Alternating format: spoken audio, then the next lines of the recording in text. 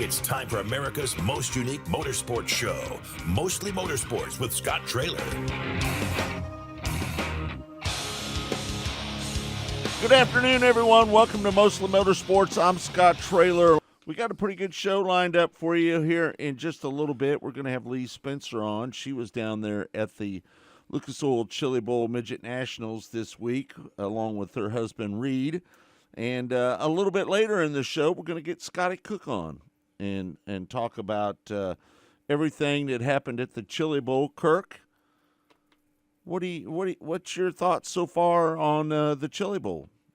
Well, my first thought is Swindell back in Victory Circle. Right, no doubt. Did you ever think you'd see that again after Kevin Swindell and Sammy went 5 in a row from 2009 through 2013? Sammy in 2009 and Kevin 4 in a row behind the wheel of his car from 2010 to 2013. It had been a long time since Swindell's had sniffed the top, and Logan Seavey driving that 39 to Victory Circle. That was the big story. Kirk, the answer to your question is yes.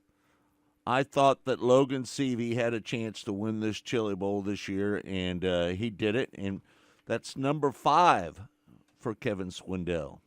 Now as a car owner, what do you think about that? I think that's pretty awesome. Of course, Sammy was driving the one car. He didn't get out of the G-Main, unfortunately. Right. But Sammy is 67 years old, too. So yeah, Logan is still in his prime. And, what a huge victory for Logan Seavey, his first ever Chili Bowl win. That goes along with the Turkey Night Grand Prix win that he had here not this past November, but the year before that, out in Ventura. And he's won a lot of big races in his career, but this has got to be the biggest. All right, I want to give a shout-out to Tammy and Frog. They've just checked in with us here on Mostly Motorsports, and we hope that we'll get a few other people to check in with us here today as well. Again, we are on Mondays now, 2 hours long. And this is what we're going to be doing on Mondays instead of every day. I think it's going to work out pretty good for us. And it's all brought to you by Rod End Supply, featuring the POWRi Midwest Lightning Sprints. And so we want to thank Bob Douglas for being such a great supporter of the Racing Boys. He's such a awesome person. And we're thankful that Rod End Supply come on board with us, and again featuring the POWRi Midwest Lightning Sprints. Kirk, who did you pick to win? I picked Justin Grant to win. He finished 10th. That was my pick too. Not a good night for him. Neither one of our picks came out, did it, Kurt? No, and it was difficult to pass. I mean, let's say what it is. It was hard to pass the other night. The track slicked off a little bit. First of all, hold on a second.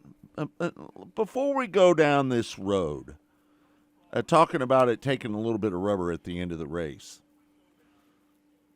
I don't think people really realize how difficult it is to prep that track. You've got to think about all the races that were run on it the week before at the Tulsa Shootout.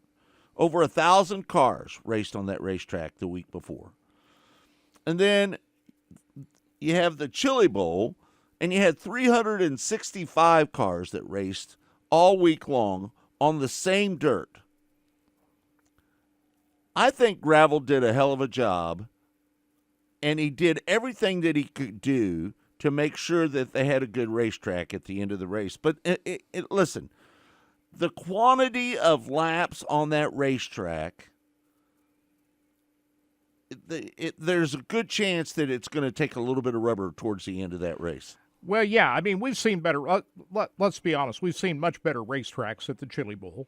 But, and I think you touched on it right there, Brad Chandler, Gravel, has been doing this a long time. Right. And he knows exactly what he's doing. But the weather conditions throughout most of the year in Tulsa was very dry. Mm-hmm. Almost to drought conditions, very hot. And the conditions of the dirt before you bring it into the building is a big deal. Right. And you have what you have. And frankly, there was not as much moisture in that dirt or even in the air this year Right. at both the shootout and the Chili Bowl that made it extremely challenging to get enough water in that racetrack to survive the number of race cars and the number of laps on that racetrack. I thought most of the week, Scott, they did a tremendous job. The early in the week, especially, the racetrack was in great condition. Right. But as the week wore on, with the extremely dry air that was floating around down there, you know, the good part about dry air, I think it kills off all the viruses that go floating around Right. the expo center. So I don't think we're going to get as many people sick this year because it was so dry. But the fact is, I did see people wearing masks down there. Yeah. I did. But the fact is, the air conditions and there was not that much moisture in that dirt for them to work with to keep that going all week long like we normally see at the Chili Bowl. So Right. I think that had a lot to do with it. And boy, they tried their damnedest to get enough water in that racetrack to work it. And that's why we They ran saturated that they saturated. racetrack. One of the reasons why we ran so late on Saturday night is because they want to make sure they got enough water in that track, get it to where they could. I thought they did a great job of having it as good as they did. Right. When you consider the air conditions, dryness that we talked about, lack of rain throughout the year, lack of moisture in the dirt when they brought it into the building this year, all of those things, I thought they did a tremendous job of trying to keep up with it. And there's a fine line, Scott. If you put too much moisture in it, then you got a rough racetrack. Well, So not you not gotta only be really that, careful. not only that, it could be stuck down on the bottom. Exactly. Right. So this had to be the most challenging conditions that Gravel and the rest of the crew had to deal with in my memory down there as far as keeping up with this racetrack. It didn't seem as dusty as as it could have been. It didn't. From watching it on TV, I Right. was there. I think it was. Well, because they had to put a lot of Yeah, water on but it. what I'm saying is, even I know it slicked off, but there wasn't. I know that it did not seem every night. I did not see the dust. I know, so that means, that just reiterates what you're saying. They were adding a ton of water because there was no dust, even though the track did dry out. Yeah. There was. And- You could still see every car on the track. Whereas I can remember, a few years back, there was a night that was so bad on the final night you couldn't even see past the top three because it was. Yeah, I mean, very Right. very smooth racetrack, Yeah. but it dried out so quickly after they prepped this racetrack this year, and that was really a tough thing. And the other thing I wonder about, Scott, and I'm not blaming anything on tires, but, if you make any changes to the race tire, that's going to have an effect too. Right. I don't know what changes to the race tire this year from last year. I don't know that. Right. But that could have an impact as well as far as the track taking on rubber. Tammy chimes in. She says, does Seavey's win help his statue in obtaining better rides in USAC, both for sprint and midgets? What do you think? It can't help. It can't hurt, right? Can't hurt, but I Right. think he's in a pretty good place right now with Kevin Swindell. Yeah, no doubt. Chuck's checking in from Broken Arrow, Oklahoma. We appreciate you. Frog said he was on the Rico train last night. So were you a little surprised by Rico and his results? I was very surprised not only with his finish, of course he He did he got turned into the wall. got turned into the wall there, that last yellow flag, but the whole Keith Coons That's what I was gonna say, stable yeah. really didn't perform close to what I expected to see. Would they have two guys in that feature race that finished? I have to go back through the roster here a little bit, but Keith Coons Motorsports underperformed this year to everybody's expectations. Buddy Kofoid didn't even make the show. He was relegated to the D main and didn't get out of that race, couldn't get transferred even to the C. Buddy's Chili Bowl ended up early in the night. And then, of course, you didn't have Christopher Bell this year, but Keith Coons Motorsports not running close to what we thought they would. Rico ended up running 21st. Yeah. Ryan He Tim. would have had a top 5 finish if that hadn't happened. Yeah, Ryan Tim. Yeah, he was up there. He was running in the top 5 when he had his problem, I believe. Yeah. Yeah, he was 4th and 5th there for majority until that little hiccup. But they were bicycling it a few times, and that's what you saw a few times. Those guys get up in that, and that change. I understand it slicked off, but right here we're on lap 48. Kind of what we're watching on the big screen, and it definitely is a different track here than it was at the end of that. You know what I'm saying? There's some passing going on and some movement, but they got up there in that stuff and were bicycling, and it was a different looking track for sure when that started happening. Did you feel like Tanner Thorson might have a chance there at the end of that race, Kirk? I first thought that before that yellow flag came out that maybe on the last lap he'd maybe try to make a bonsai run on him. Then that yellow flag came out. Once that came out, I didn't think that it was going to be what it was there at that point. But not really. Did you, Scott? I didn't think that Tanner was going to be able to get around him there at the end. Well, and Tanner was probably more outspoken about the rubber than anybody else, wasn't he? Huh? Yeah, he did. Yeah. He did. Like He wasn't too. He He wasn't was. too tickled about that rubber He at said, the end of the race. He said this rack has been so great Right. for all these years since I've been coming here, but not tonight. Yeah. So. Tammy also says, yes, in all honesty, KKM struggled all week. Alex Bowman's team had a rough week as well. Yeah. Yeah. I was looking at the Coons cars. Ryan Timms finished 19th. Yeah, he went back quick too because he was already at 8. I mean, I don't know where he started exactly at, And Rico was 24th. and I believe Kaylee Bryson, Bryson. 20, There you go. Rico was 21st.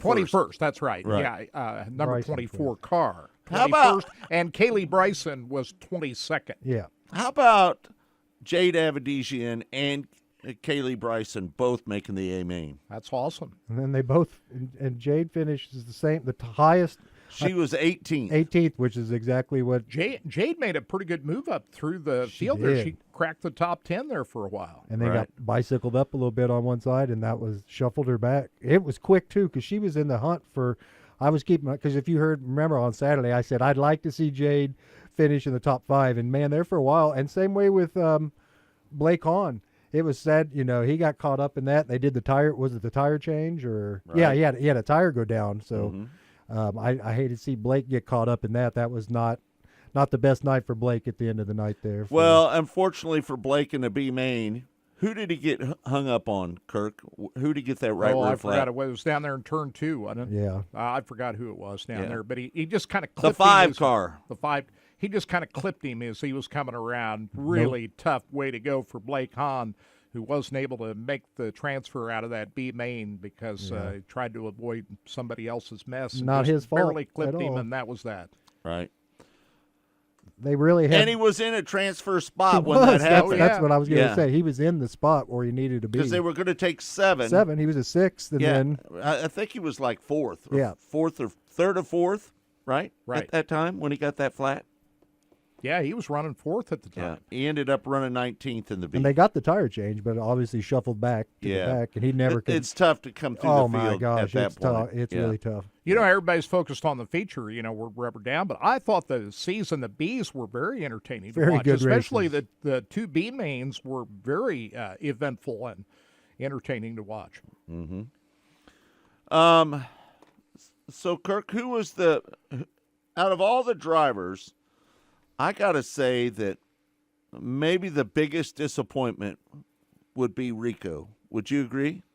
I would say Buddy Kofoid, who didn't make it out of the D main after he led the preliminary race on Tuesday Well, night hold and on. got taken out and had to go to the D main. He would have had a great transfer spot into the A. For him not to even make it out of the D, that was, I'd say, for the week, Buddy Kofoid. I'm talking about the people that ran the A main. That got into the A main? Right, Yeah, I would say maybe Rico. Yeah. right. Spencer Baston, he ran 23rd. He did not finish that race as well. He was the Race of Champions winner earlier in Right. the week and finished second on Tuesday night. Right. To Hank Davis. Hank Davis, I thought was going to have a pretty good run too, and then he had trouble. Hank Davis ended up running 20th.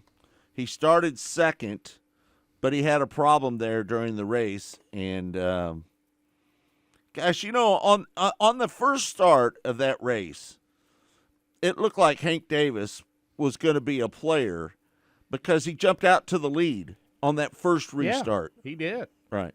Yeah, he was still Right at with, the start of the race, he jumped out. Right. Even with 26 to go or 29 to go, he was still in the top 6 right there. I mean, he was still in it with halfway to go. So And then he got turned around. Yep. So, and the other guy I thought would make a move up through the field because he ran so well in the B main was Thomas Mesrol. He started 18th, ended up 17th. I thought he'd make a pretty good run up there. And obviously my pre-race pick, Justin Grant, who I thought would be mixing it up at the front of the field for the win. He started 10th, ended up 10th. Right. Yeah, no doubt.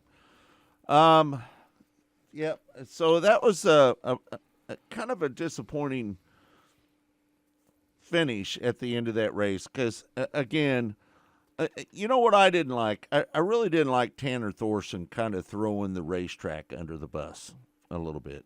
Yeah, he did. He did, didn't he he? wasn't happy when he got wasn't out. too happy about that. He's the first person that you noticed that was not happy to talk to anybody right out of the gate. Right. So that's how I know we got. Well, they have a right to say what's on their mind. Well, He's frustrated. He thought he had a chance to win the race, had a chance to make a move on Logan Seavey there at the end, and he was just frustrated. yeah. So- Cannon McIntosh ended up third. Shane Golubic was fourth. And Emerson Axon, There you go. he looked That's- pretty good at that's- one point yeah, he's during the still- race, didn't he? 26 go, he's top 5 still. He was running. He ahead of started seventh, ended up fifth. That's right. Had a really Yeah. good run. And the same ride that Tanner Thorson drove sir. to the win last year. Right. The Reinbold Underwood team. Maybe the best run of the night was Kyle Jones. He started 16th, and he ended up running 6th. Yes. And how about Tim McCready coming from 24th to 11th? Mm-hmm. Pretty good run for him. Yeah, no doubt about it. Former champion, former winner of this How race. about Tim Buckwalter? He started 23rd. He come out of the B, didn't he? Buckwalter? Yeah, he did better than he did. He did better than McCready, coming Yeah. from 23rd to 9th. To 9th, yeah. That was a hell of a run for him. Justin Grant started 10th, ran 10th. Yeah, I was surprised about that. Mm-hmm. He just didn't. Never didn't made have any headway. And both the RMS cars, I thought would perform better. We talked about T-Maz earlier.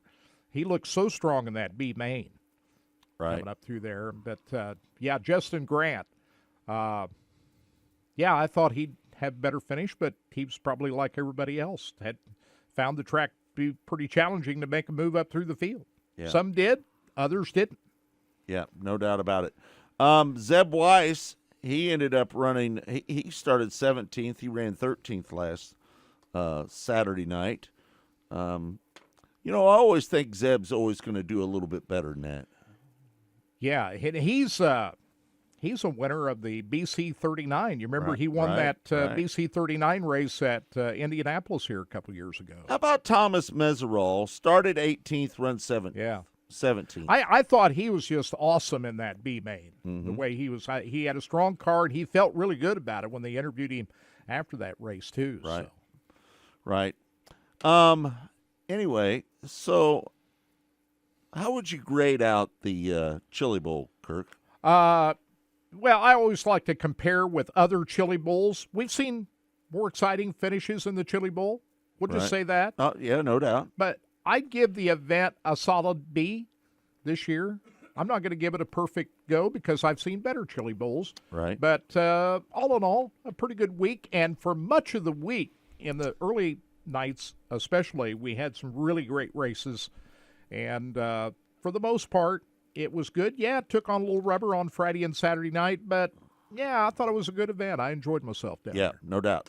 All right, we're going to take a break. When we come back, Lee Spencer is going to join us here on Mostly Motorsports. It's all brought to you by Rod End Supply, which features the POWRi Midwest Lightning Sprints. We're going to take a break. When we come back, more of Mostly Motorsports, again brought to you by Rod End Supply. We'll be right back. You're listening to Mostly Motorsports with Scott Traylor.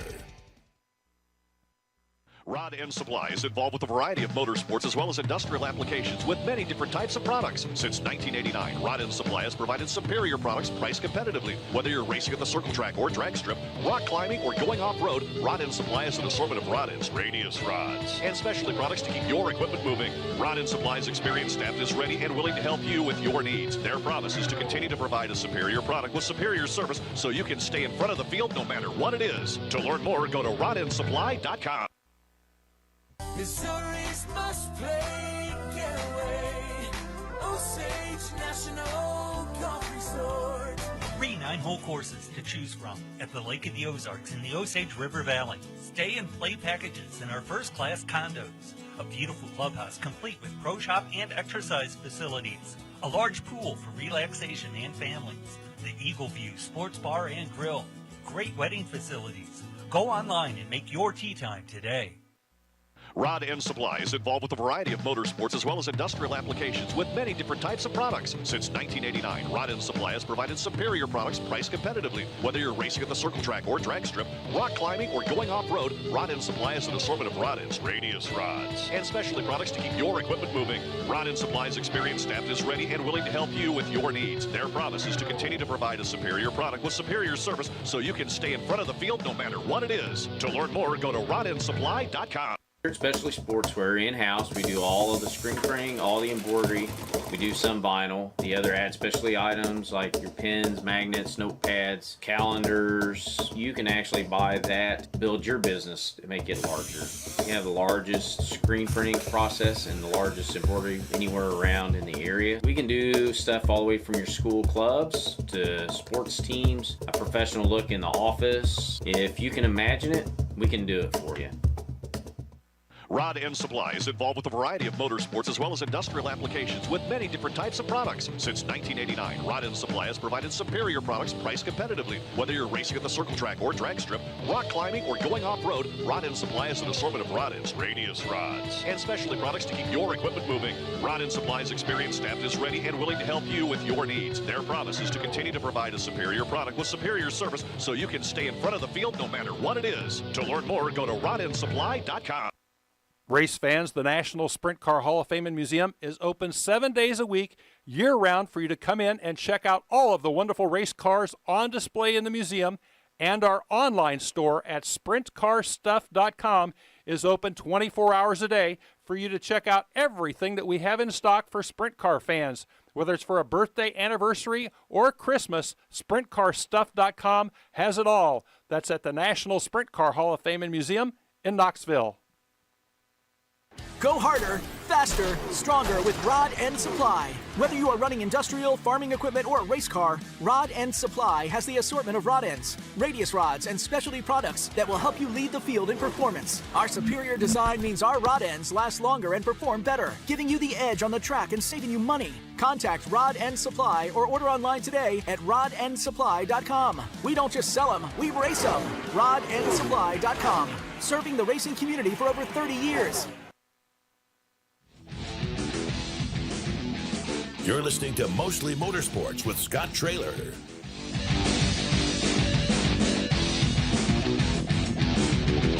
Welcome back. It's Mostly Motorsports. I'm Scott Traylor along with producer Todd Surprise. Not Austin O'Neill, by the way. Kirk Elliott sitting in with us as he's going to each and every Monday.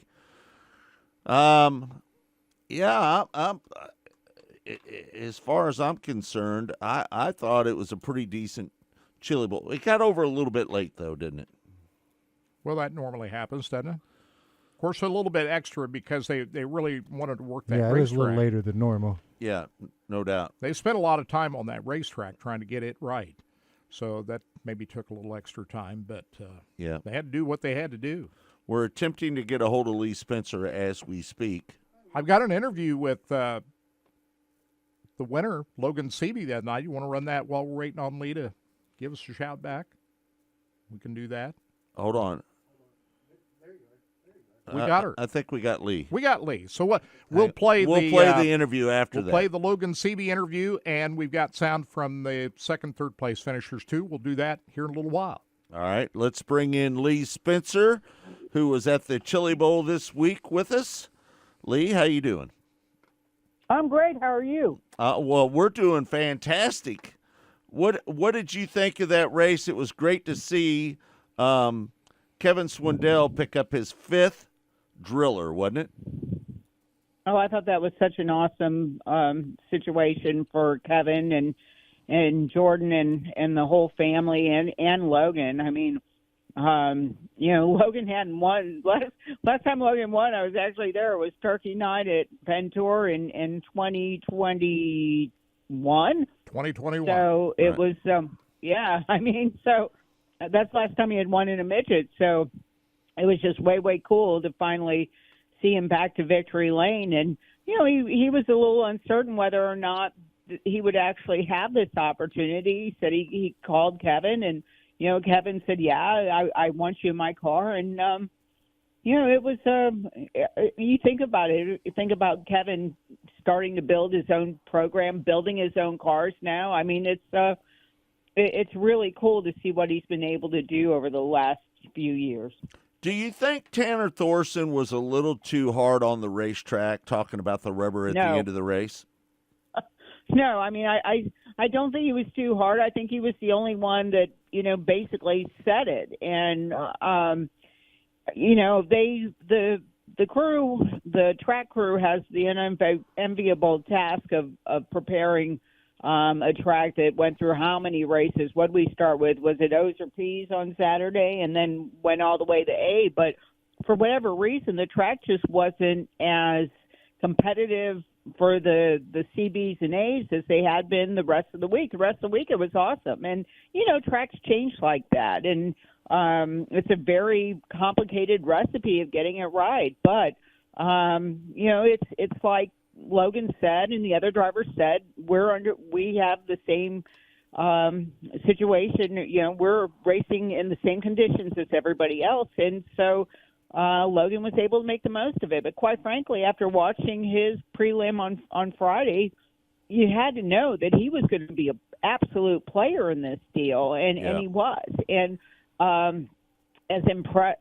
thought Logan did a really impressive job of just keeping to the program. He did try to find lanes at different times during the race, but at the he found the bottom worked for him, and he just stuck it there. And I kind of like to see, if that yellow hadn't come out with a lap to go, if Tanner would have given him a little bit of a nudge. But, we'll never know. And Logan did. I mean, his car was just on rails, and it looked fantastic. And, shout out to him, shout out to Kevin. I thought they did a great job. And, for Tanner to finish first and second in his own equipment over the last 2 years, I think shows you he's really going to be a force to be reckoned with as well. So I'm just going to say this, Lee. If you think about, they had 1,000 cars that competed at the Tulsa Shootout on the same dirt and the same racetrack over an entire week, and then you run all week with the Chili Bowl. That's a really tough assignment to get that racetrack to not take a little bit of rubber towards the end of that race. I know that gravel worked really hard. They oversaturated that racetrack right before they ran that A main. They did everything they could to try to make that track as good as possible.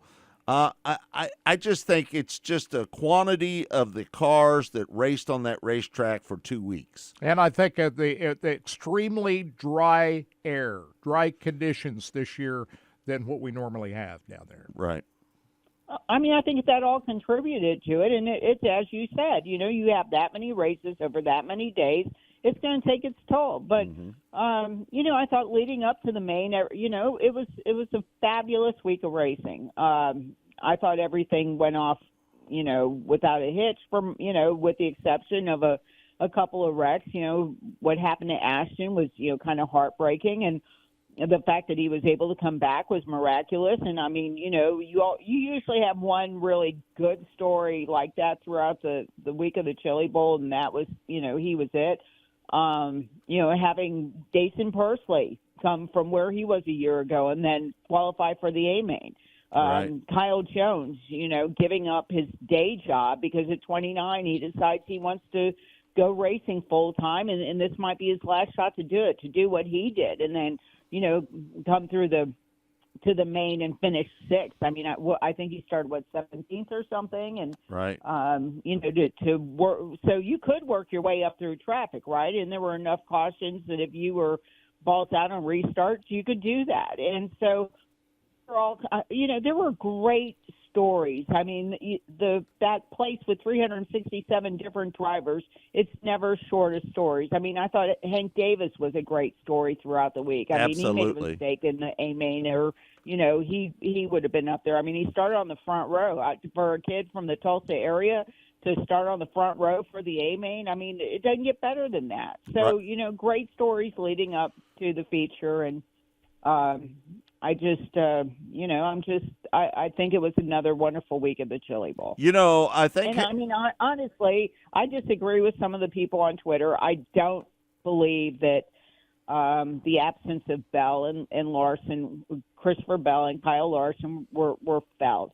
Because honestly, I don't think that they, with the way the track was on Saturday, would have changed the dynamic of the racing at all. I think you had the two best cars over the course of the week battling there for the win, and that's what we got, and right. So that's kind of where I'm at. I want to give a little bit of a shout out to Hank Davis, because at the first start of that race, he jumped out to the lead. And I felt like he could have led some laps there, but then they had that quick caution on the first lap. Right. And then was he did. That wild or what? And then he didn't get as good a restart on that second restart. He fell back to like fourth place on that second start. Yeah, he was on the outside, and if you were the outside, that was not the preferable lane. Yeah. But Spencer Bayston, my gosh, I was like, I couldn't believe. Because he was so solid. His performance in the Race of Champions, I really thought he was going to be a factor Saturday, and didn't turn out to be. But another little nugget, Kyle Jones, when I talked to him on Friday, he said, I want to have the best finish, ever for a Texan at the Chili Bowl. And so, finishing sixth, that's exactly what he did. So that was a lot of good stories. The girl power, right? Two girls in the A-main. I don't know what happened to Kaylee. I went to look for her afterwards, but I guess she skedaddled, because I know she's going to, run some open wheel stuff this year. She really wants to run. She wants to, I think, work her way to Indy Lights and go from there. So I think we're going to see her in sprint cars. So that's going to be really cool. But for her and Jada Aberdeen to make it into the A-main, another good story, and just shows you how far we've come. And she did it in her rookie year as well. Jade did. 16 years old, right? I mean, that's pretty sporty. And I thought, Mariah Eade, she improved dramatically over last year. Finishing the J and then start on the front row in I think it was the D main, and working her way up to the C. I thought that another good story. It's just once you get up to the B's and C's, it's a whole nother animal. Yeah, maybe the biggest disappointment out of any driver that ran in the Chili Bowl this year was Rico. He got spun out and he nosed into the wall, and he couldn't recover from it. He ended up running 21st. And I think a lot of people figured that Rico was going to be the guy to beat. What do you think? One of my friends called me Saturday afternoon. He goes, I've watched every lap of this on TV. He goes, I've got to tell you, I really think Rico's the guy. And, as we said earlier, with Bell and Larson gone, it opened up the field for a lot of different people. I mean, going in there, the only person I thought was a bigger disappointment, and I hate to, use that word on these kids, but Rico's not a kid, but even more disappointing than Rico was Buddy Kofoid. Yeah. All week long. No doubt. Again, the absence of Bell and Larson I had my laundry list of about 5 guys that really could have had breakthroughs, and 3 of them weren't even, didn't even factor in the A, and Buddy was one of them.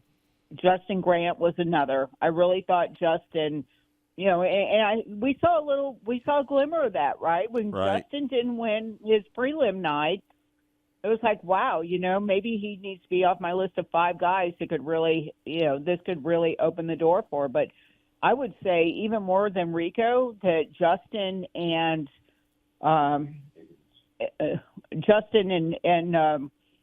I'm drawing a blank. Help me out, Reed. Justin and Kofoid were at the top of that list. Sorry. Right. No doubt. And Pickens too. I mean, Pickens is another one that if he and Davis don't get together on Tuesday, I think he's more of a factor. Right. But maybe not as much as the kids that run these cars every week over here. And Pickens, I mean, I watched some of what he did at Western Springs, and he was. I thought Keanu McIntosh, he was another one that we talked about entering this week, had a shot.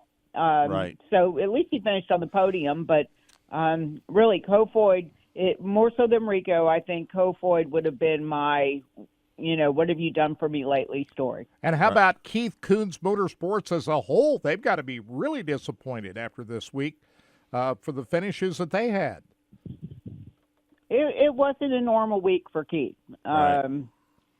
I just, you come in that building and, when you see all those, 14 midgets set up, lined up next to each other, looking big and beautiful, and you always feel like he's the Mac Daddy in the room, right? And it was just not the week that they expected. And you expect Kofoid to lead that charge, and to see him exit, I mean, just, I don't know. I guess I'm just stuck on Buddy because I expect great things out of him all the time. Right, and, no doubt. After watching Grant, after seeing Grant win Turkey Night, I really thought, this is his shot. Because I think Grant is, as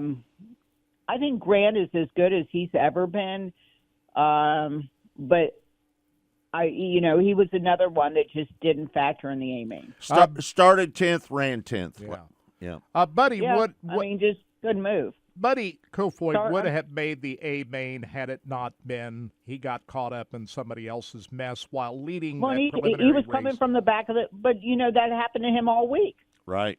And, it's even Hank Davis at the tender age of 19 said there's something about Chili Bowl luck, and Kofoid had none. And he said just that. He said there's something about Chili Bowl luck, and unfortunately, Buddy Kofoid had none. And Michael, and go ahead. No, I'm sorry, I'm saying Kirk steps on people all the time. No, I was saying Michael Pickens, not a big fan of Hank Davis, but everybody else is. Right. Well, and even Shane Stewart stood up for him on Twitter, right? He said, that was just one of those two guys duking it out, and Pickens got the worst of it. Right. Tim Buckwalter started 23rd, and just this is a point that I want to make. He started 23rd. He ended up running 9th. Tim McCready started 24th, and he ended up running 11th. That tells me that the track still had enough that you could get around people and work your way towards the front, because those two guys did great. Tim Buckwalter was the hard charger of the night.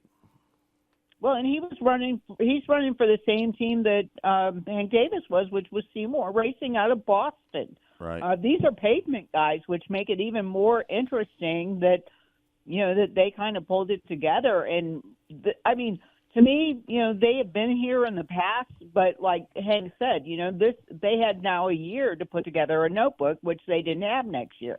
And Hank's going to run, from what I was told, he's going to run the ASTS Tour this year, one of your old stomping grounds. So I'm really curious, what we'll see out of him, because he kind of, he's kind of like one of these breakout new stars. Not that he hasn't been around, not that he hasn't been racing, and that's why I wrote that feature on anybody who wants to go to racingboys.com and see the story. It's who the hell is Hank Davis? Because, quite honestly, I'd never heard of him before until he won his prelim on Tuesday, and I'm open enough to say that. So Hank Davis. I thought it was. Hank Davis, to be honest with you, I think he won 7 out of the 9 races that they ran at Creek County with a 2-barrel car. That guy can drive. You've seen him race a lot. I've seen him race a lot. Yeah. Well, I mean, he on this national stage, which, being on Flow and MAV, it kind of gives you a bigger stage than you would get with ASCS. But, your buddy Brian Holbert was kind of filling me in on him after the fact, and so I had a little bit of a background after Saturday night, but I thought overall just the week as a whole was pretty phenomenal. Hey, Hank Davis is a legend almost at Port City Raceway. Right, no doubt. Before we let you go, Lee, because we're up against the break here, I got to talk about Ashton, and that was one of the scariest things that I've ever seen at a racetrack. How about you? I couldn't believe it. I couldn't believe what my eyes were seeing. Because I thought something had fallen off of his car rather than a driver falling out of his car. Right. And I don't know, and this is somebody who, we're talking about having watched the Dale Earnhardt situation and the safety advances that we have made in motorsports from them, the safety advances that we have made, on the open wheel side since Brian Clausen and Jason Leffler. To see something like that was just astounding to me. And I think there's going to be a lot of conversations before we get the season started for the different dirt disciplines as to Belts 101 and how we handle things moving forward, because I know I don't ever want to see that again. I know you all don't want to see that again. And right. There's no reason why in 2023 we should, something like that should happen. Do you know back in the day when drivers didn't have roll cages, they wanted to be thrown from the car. They didn't want to be in the car when it was flipping because they didn't have roll cages at the time. I don't know if you knew that or not. I did not, and I can understand that, but in close confines like that, if somebody runs over you, I would think that, I don't know what's worse, being thrown into a wall, having somebody roll over you. I mean, right. It's the danger factor. There are people who, to this day, I don't watch NASCAR anymore because, it's just gotten too safe. It's not as dangerous as it used to be. There's right. always that, 1 in 1,000 chance of something happening that I defy people who say, who use that as their reason for not tuning in, because it's, and I mean, obviously I'm not here for the wrecks, and I'm certainly not here to see things like that. But all in all, I'd, rather be talking about Logan Seavey having just such a, breakout kind of Chili Bowl win than but, at some point we're going to have to discuss what happened with Ashton and, just through diligence, see that something like that doesn't happen going forward. Hey, just one quick thing. You were in the media room when Ashton and his dad walked in, Ashton Torgerson and his dad walked in the media room. How did he look when he walked in there? Well, I mean, other than bruises and such, and I thought he looked pretty good. I mean, and no doubt. He seemed fairly alert. I think as the night went on, that his delivery of his conversations had slowed a little bit, because I think it was a bit of overload for him. I think that was a lot to put him through.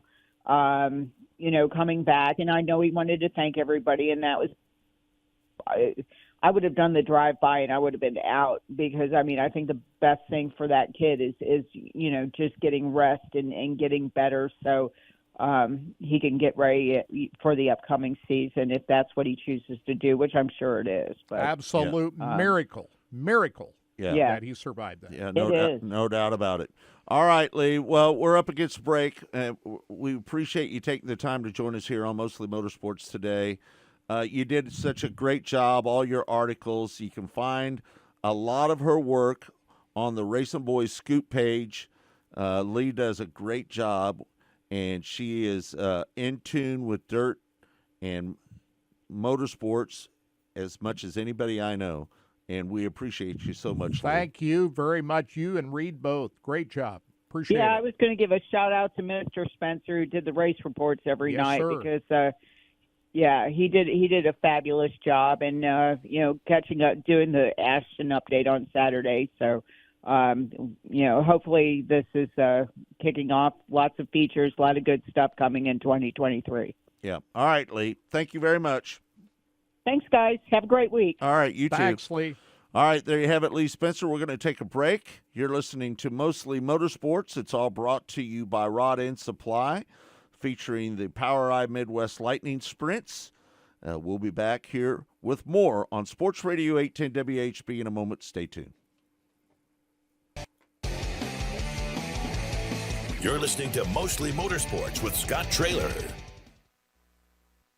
Rod End Supply is involved with a variety of motorsports as well as industrial applications with many different types of products. Since 1989, Rod End Supply has provided superior products priced competitively. Whether you're racing at the circle track or drag strip, rock climbing, or going off-road, Rod End Supply has an assortment of rod ends, radius rods, and specialty products to keep your equipment moving. Rod End Supply's experienced staff is ready and willing to help you with your needs. Their promise is to continue to provide a superior product with superior service so you can stay in front of the field no matter what it is. To learn more, go to rodendsupply.com.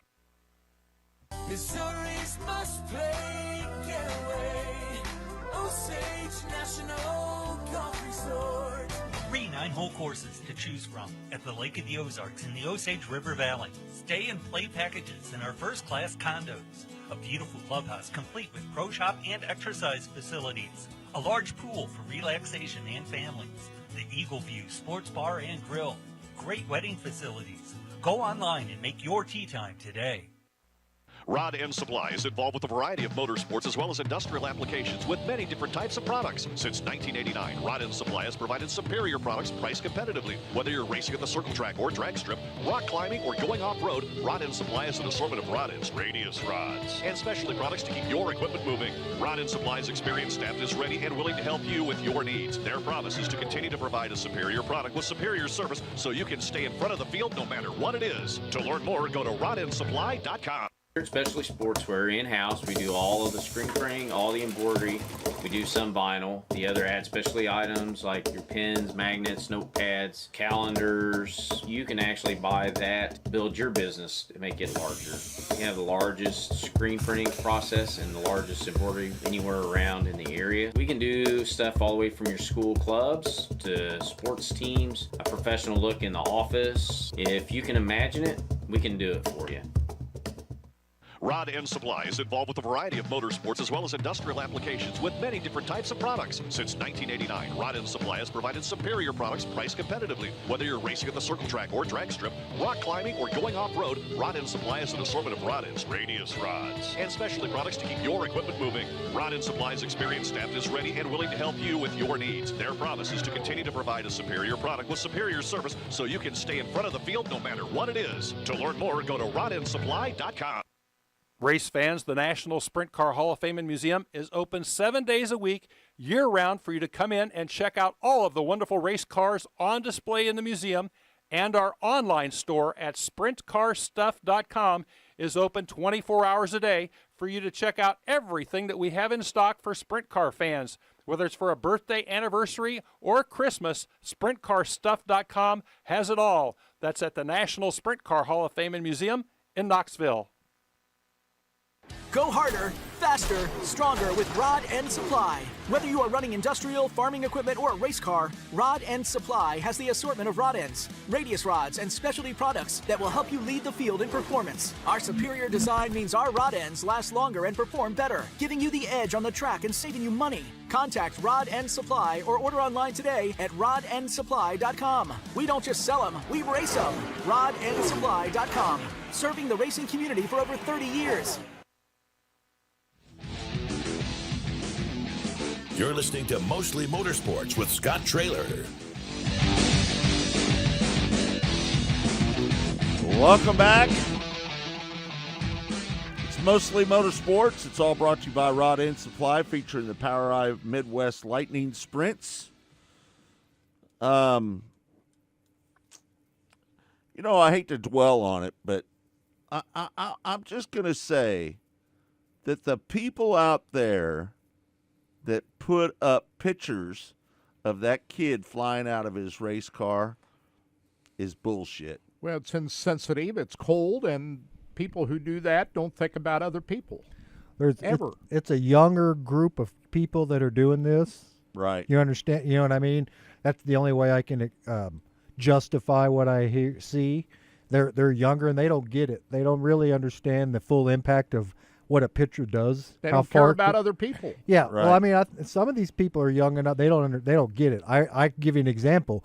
When the poor kid hurt his arm at the Chili Bowl, I can't remember what it was. They put up a thing. Remember, they covered the thing that one time because there were people taking photos. They did the same thing when this kid flew out of his car. Exactly. They put up a banner so nobody could see what was going on. And that's and I think they learned from the last time that they were, this, and if you see this all the time now, police, when you see a live police thing somewhere, they put up they put up these blanket, these things that they're like a pre-made deal because everybody's shooting photos. Everybody thinks they're a reporter at that point, right? And the empathy needs to be brought in more than the clicks and the likes, right?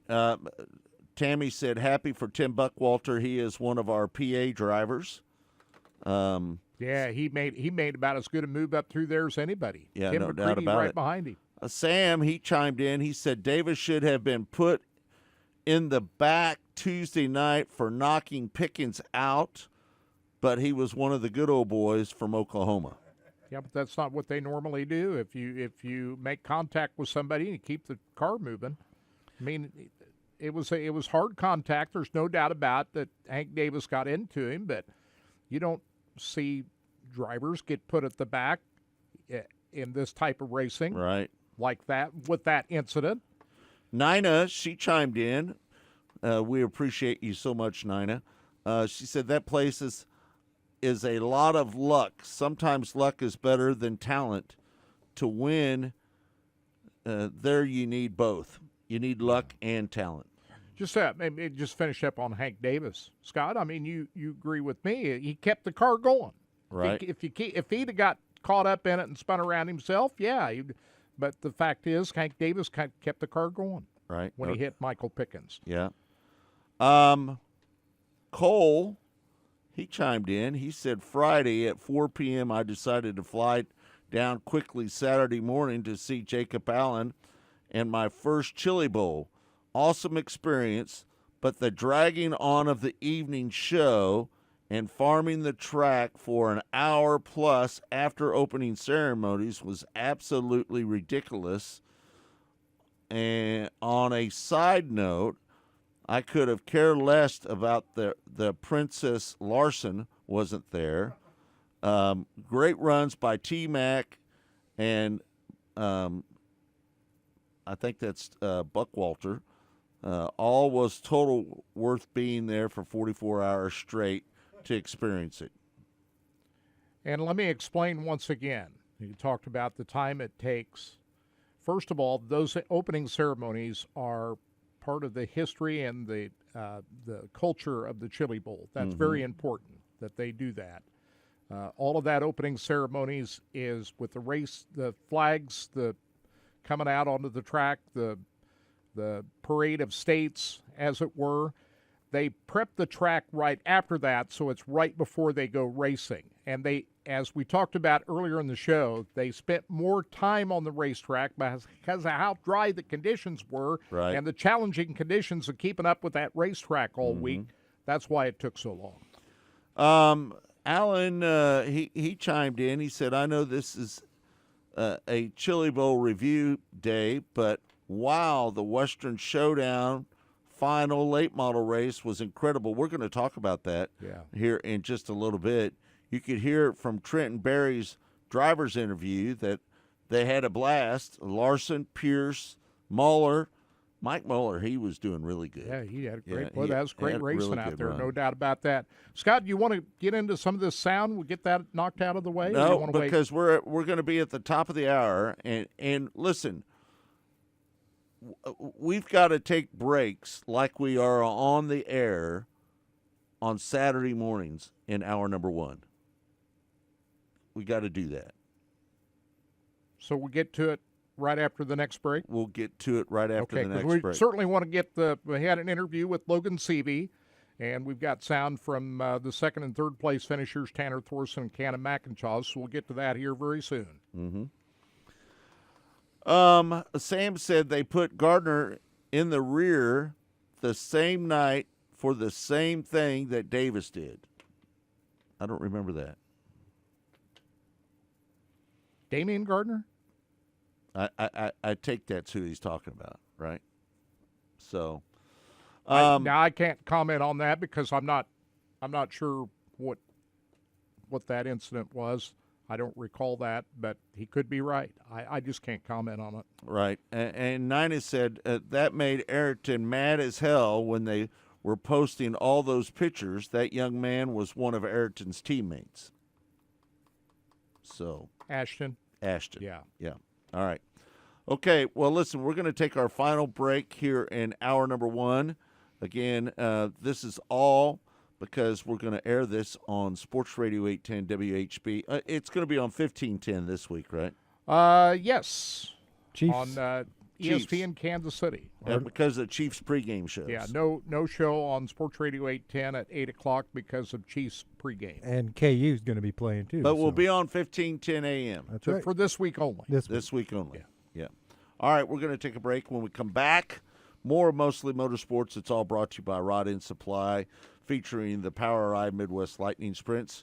We will be back with more Mostly Motorsports in a moment. Stay tuned. We'll be right back.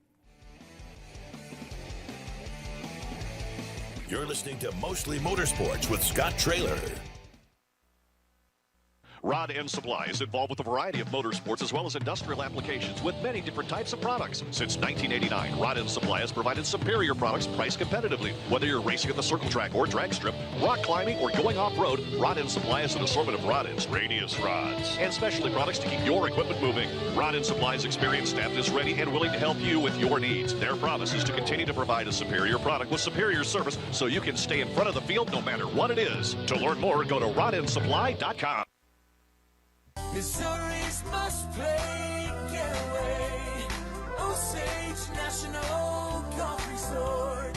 3 9-hole courses to choose from at the Lake of the Ozarks in the Osage River Valley. Stay and play packages in our first-class condos. A beautiful clubhouse complete with pro shop and exercise facilities. A large pool for relaxation and families. The Eagle View Sports Bar and Grill. Great wedding facilities. Go online and make your tee time today. Rod End Supply is involved with a variety of motorsports as well as industrial applications with many different types of products. Since 1989, Rod End Supply has provided superior products priced competitively. Whether you're racing at the circle track or drag strip, rock climbing, or going off-road, Rod End Supply has an assortment of rod ends, radius rods, and specialty products to keep your equipment moving. Rod End Supply's experienced staff is ready and willing to help you with your needs. Their promise is to continue to provide a superior product with superior service so you can stay in front of the field no matter what it is. To learn more, go to rodendsupply.com. Especially sportswear in-house. We do all of the screen printing, all the embroidery. We do some vinyl. The other ad specialty items like your pens, magnets, notepads, calendars. You can actually buy that to build your business to make it larger. We have the largest screen printing process and the largest embroidery anywhere around in the area. We can do stuff all the way from your school clubs to sports teams, a professional look in the office. If you can imagine it, we can do it for you. Rod End Supply is involved with a variety of motorsports as well as industrial applications with many different types of products. Since 1989, Rod End Supply has provided superior products priced competitively. Whether you're racing at the circle track or drag strip, rock climbing, or going off-road, Rod End Supply has an assortment of rod ends, radius rods, and specialty products to keep your equipment moving. Rod End Supply's experienced staff is ready and willing to help you with your needs. Their promise is to continue to provide a superior product with superior service so you can stay in front of the field no matter what it is. To learn more, go to rodendsupply.com. Race fans, the National Sprint Car Hall of Fame and Museum is open 7 days a week, year-round, for you to come in and check out all of the wonderful race cars on display in the museum. And our online store at sprintcarstuff.com is open 24 hours a day for you to check out everything that we have in stock for sprint car fans. Whether it's for a birthday, anniversary, or Christmas, sprintcarstuff.com has it all. That's at the National Sprint Car Hall of Fame and Museum in Knoxville.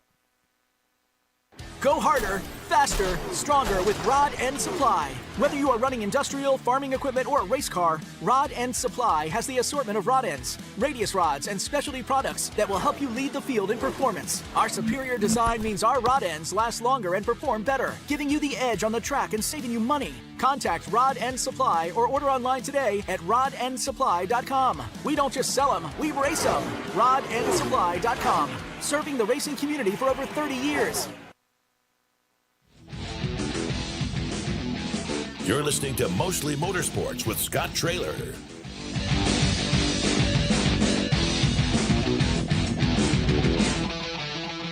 Welcome back. Mostly Motorsports. It's all brought to you by Rod End Supply, featuring the POWRi Midwest Lightning Spritz. And we're going to get Scotty Cook on the line here in just a moment. We're going to talk to him about everything that was Chili Bowl. Kirk, what'd you think about Bobby Pierce winning the final night down there at Valdo? Yeah, man, that was a great race last night. The finale, Bobby Pierce holding off Kyle Larson, Mike Marlar. Did you think Mike was going to win that race towards the end? I thought he was going to win it. I thought Mike was going to win it. He won the night before. Yeah. Right. Yeah, I thought he was going to hang on there, but then through traffic, Pierce was able to grab the lead there, and then he had to hold off Larson. Larson pulled a couple of sliders on Bobby Pierce last night, but Bobby didn't take that very well, and he hung on. Yeah, no doubt about it. So I don't think anybody missed Kyle Larson at the Chili Bowl, do you? I don't think so. I mean, that's fine. As I said, weeks and months earlier, I don't have any issue at all with Kyle Larson not coming to the Chili Bowl. He's been there, done his deal, won 2 back-to-back Chili Bowls, made his mark. All good by me. If he wants to go do some late model racing down there at Vado Speedway, I'd say more power to him. Yeah. Kyle Larson started third last night. It ended up running second to Bobby Pierce. Mike Muller was third. And Stormy Scott and Garrett Alberson was the top 5. Yeah. And Larson did not win one feature the whole week out there. He didn't, did he? No. And, Jonathan Davenport looked like when the week started he was going to win them all. But he got up into the wall last night. He led early in that race, but kind of got up. I don't know if he actually hit the wall, but he got up into the loose stuff up there. He did. He tagged the wall a little bit. But, Jonathan Davenport started on the pole last night and faded to 6th. Yeah, after he got up into the into the loose stuff up there. Otherwise, he would be one of the drivers mixing it up with Pierce and Larson and Marlar up there. So, it looked like it was going to be the Jonathan Davenport Superman show at the beginning of the week. It turned out to be other guys making their name in there, and one of them was our good buddy Mike Marlar. Yeah, no doubt about it. We hope to get Mike on maybe by next week. Sure. Yeah. Yeah. Tyler Wolf picked up the modified win last night as well. I did not see the modified race last night. Did you watch that? Stayed up and watched it. Yes, sir. Yeah. Yeah. That was a good win for him. Dan Ebert was second. Tanner Mullins was third. Derek Fuqua was fourth. And Derek Ramirez was fifth last night. Good racing out there. Old Royal Jones and his crew out there did good work on that racetrack out there and put on a good show. Now, the crowd was a little bit lighter than I expected out there. I figured they might have a few more people in the grandstand. It was funny. When they interviewed Royal Jones at the end of that race, he said as much. Hopefully we'll get more people out there this year. Yeah. But you know what? To be honest with you, most of the people were at the Chili Bowl. Maybe they ought to have the Wild West shootout the week after the Chili Bowl so that we can go to both events. How about that? I would like that. Yeah. Wouldn't that be better scheduling? Yeah, no doubt. Run it the week after the Chili Bowl when there's not a lot of racing going on between now and when they go to Florida. I've got let's run this interview All right, here. let's do it. I've got we're going to try to get Logan Seavey on the phone. He was traveling today, so we weren't able to get him on live today. We'll probably pre-record an interview this week and play it Exactly. next week. We'll do that. Mm-hmm. And but anyway, I grabbed a couple 3 minutes with Logan Seavey the other night, and I first asked him pace to start up towards the front, doesn't it? Yeah, for sure. You know, you gotta lead early and try to set the pace, and then it's not the end of the world if someone passes you, in the first 20 or so laps, and then you kind of judge your pace off of them and try to find somewhere on the racetrack that works for you, and then go from there. Talk about getting the lead back. Cannon had it for a little while. Yeah, he. It's just one of those things. You're leading early, and you don't know when to change lines. And I changed lines at the right time. I just went too high. He's cutting to the middle, and I was way up the racetrack, and I should have known better. But like I said, being in second really wasn't terrible. When you got 55 laps, it's not terrible. You can kind of find out a little bit more about your race car when you're in second, and search a little bit, find out where the leader is struggling, and then try to pounce there. So, no worries there. I was, pretty calm even when he went by me, and knew that I had plenty of time to go back by him.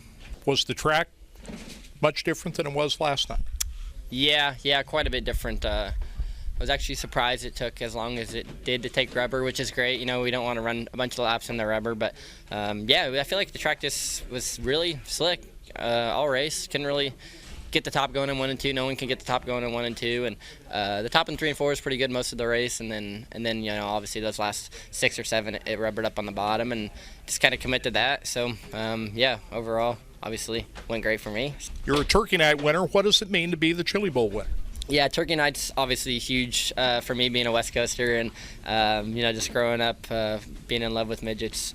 Turkey Night, the prestige of Turkey Night, I feel like is up there with this race, but this one obviously takes the cake on my list. But yeah, to win the Turkey Night and Western World, and then now the Chili Bowl, and to get Swindell back into Victory Circle, what does that mean? Yeah, I think that's the cherry on top, right? Obviously, winning this race for anybody is really cool. Your name's on the banner, and that will never go away. And I'll have this driller in my living room probably for a while, and then eventually when I get a trophy room, I'll have it in a trophy room. So like I said, this no one can take this thing away from me now, and forever, and you never know if you're ever going to win this race, right? And to be a winner now is so special. You did need that last yellow flag. Yeah, no, I didn't want to see the very last yellow flag at all. We already taken the white, gone down the backstretch, getting into 3, and the yellow comes out. So that's the last thing you want to see as a leader, right? You could run over a piece of debris, or tire can go flat, bleeder can go bad. So many things can go wrong. My car was starting to have a few issues that I was not happy about, but we were able to hold on to it and win ourselves a driller. What concerned you the most about holding off Tanner, the defending winner? I was more concerned early when I could see his nose in 3 and 4, and I was just, pounding the cushion. I was getting tight a few times, but I knew if I just ran really hard, I wasn't going to get tight. And then once I went to the bottom, like I was saying earlier, I was kind of having a little bit of throttle issues, and I was worried it was going to stick and make me blow past the bottom. Thanks, Matt. I was worried I was going to stick and make me, miss the bottom, and I was able to, use my brakes enough to get the car slowed up and then hit the bottom for as many laps as I needed to. Congratulations. Thank you. A big smile on his face holding that Golden Driller trophy. He looked pretty good with it. Yeah, no doubt about it. Tammy said the modified race was great at Valdo last night. Valdo is a special track. That's a beautiful facility. It is great, yeah. That it's a great place to have, would they combine 2 racetracks into one down there? They used to have El Paso and Las Cruces, and he went out and built this palace of a racetrack right out near Vado, New Mexico. Out there, you've been there a couple times, huh? I haven't been to Valdo. Oh, I'd say you've been to the other racetracks. I've been to Las Cruces and El Paso. Right. Mm-hmm. Scotty Cook worked down there for a while at Vado Speedway. Yeah, we can't get a hold of Scotty, huh? Left a couple messages. He's probably still sleeping. No doubt. He knew we had him on, but Well, we might still be able to roust him. He said he up was here. going to be on. He was going to be up. Well, hope he's okay. I've got the second and third place finishers. A little bit of sound courtesy of Flow Racing. We were in the media room the other night, and I was going to grab interviews with both Tanner Thorson and Cannon McIntosh, but they let those guys go while I was still holding the camera or the phone up to record the press conference, and so I didn't get Tanner and Cannon McIntosh live, but we got a little bit of sound from courtesy of Flow Racing here. Let's first hear from Tanner Thorson, second place finisher at the Chili Bowl. No, my car was so tight based on, I just got my shocks open and tied down, and I had a spring rod on the right rear that I was running, and I was just too balled up tight to be able to go up there. I knew it was going to rubber up, so I set up for, being able to kind of run the middle and get off the bottom, and it worked. But I was actually, I felt like I could have bombed Logan there at one couple times, but I didn't want to show my nose and him to get down there, so I was kind of just hoping the rubber would start laying down, and I could just get by him quick without having to worry about him. But he's good. He knows what's up, man. He's looking at the board probably just like I was, and he's a badass racer. I've grown up with him. He's been a buddy of mine. Another West Coast kid, so. You had fell back to the fourth position at one time, and then it was the second yellow of the race, I believe it was, that came. And after that, once we went green from there, you were really, really good. During that yellow, did you make any in-car adjustments to try and get better? Yeah, all my shocks and everything I could, just trying to get the bottom to middle to stick, because I could see Logan was hanging off, but he was still making good momentum. And, I tried best I could to make it happen to what I needed to, and just came up a little bit short. But But I'm happy with the effort that me and my team have put in, and I'm happy with Ace's effort last night and today, and he got screwed with Rubber Up Racetrack, or else he probably would have locked in on his prelim night too. So pissed is very minimal when it starts talking about rubber, but it is what it is, and happy for Jordan and Kevin Swindell and all them guys over there. They worked their asses off all week and come back swinging next year. Well, he's got that driller from a year ago. Right. He can still be happy about. Right. No but, doubt. I was kind of thinking Logan Seavey absolutely didn't want to see that last yellow. I don't think Tanner Thorson wanted to see that yellow either. No, I don't think he did either. Cole said Vado, New Mexico is a non-desirable travel destination. It's a bad urban sprawl, killed the racetrack in Queens Creek, Arizona. The crowds for the Wild West and the Wild Thing shootouts were great. It was too bad because the new Valdo track is top-notch. Yeah, it is. And, Arizona is a destination anyway in the wintertime. So if you, I think, by everybody's accounts, the Wild West shootout worked really well in the state of Arizona. Yep. And it is a destination just to go to the Phoenix area in the wintertime. The weather can be sometimes cold down in Las Cruces. I've froze my ass off down there at Las Cruces. So you don't know what before. kind of weather you're going to get down there, but it's a beautiful racetrack. It looked like it was cold down there this weekend. They actually had pretty good weather, other than I think Royal Jones was saying on that interview that you watched last night that Sunday was probably the worst day of the week, but it probably. But I did see Trenton Berry wearing gloves. Yeah, he had the coat and the gloves on. Right. So, third place finisher Cannon McIntosh. This also courtesy of Flow Racing. He won the Monday night preliminary and had a great third place finish on Saturday night. Let's hear from Cannon McIntosh. I felt like I had momentum going on the top there towards the end. Just started to get it wound up, and I could see the gap starting to close once we get like a decent green flag run. Short runs I struggled, but I got it going on the top pretty good, and then I could see them start just pulling me out of two pretty good, and I just figured it was starting to take rubber, and I moved down, and it was definitely starting to take rubber, and I feel like it took away a good possible race there between me, Thorson, and Seavey, but that's part of the game. Sometimes you got to move down and protect and lock down third, but overall, my gear wrench Toyota powered midget was really good all week. I just needed a little more there and just needed to protect more mid-race, but unfortunate, but I'm super stoked for the guys that we were able to put up a fight. He'll win one of these Golden Drillers one No day. doubt. Mm-hmm. He'll be a Chili Bowl champion. Yep, no doubt about it. Hey, I just want to remind everybody about what's going on up at the National Sprint Car Hall of Fame and Museum. They are giving away a 2023 Z06 with the Z07 performance package on its pearl white Metallica tricolor, along with $25,000 cash on Saturday, August 19, 2023. Now, folks, this is a kind of a real race car on the street. It makes 760 horsepower. It's a 5.5 LT6 V8 engine. Goes from 0 to 60 in 2.6 seconds. 8-speed automatic transmission. It's got an all-aluminum cylinder block casting with small block engine families. It's a dual coil valve spring. It makes 460 foot-pounds of torque at 6,300 RPMs. Each engine is assembled by one engine technician, and each engine is personally signed by the engine tech who assembled that engine. This is a Z07 performance package. It's got larger tires, wheels, larger brakes, aero package. It is a unique car, and all the proceeds that you spend when you buy these raffle tickets, all of them go to the National Sprint Car Hall of Fame and Museum.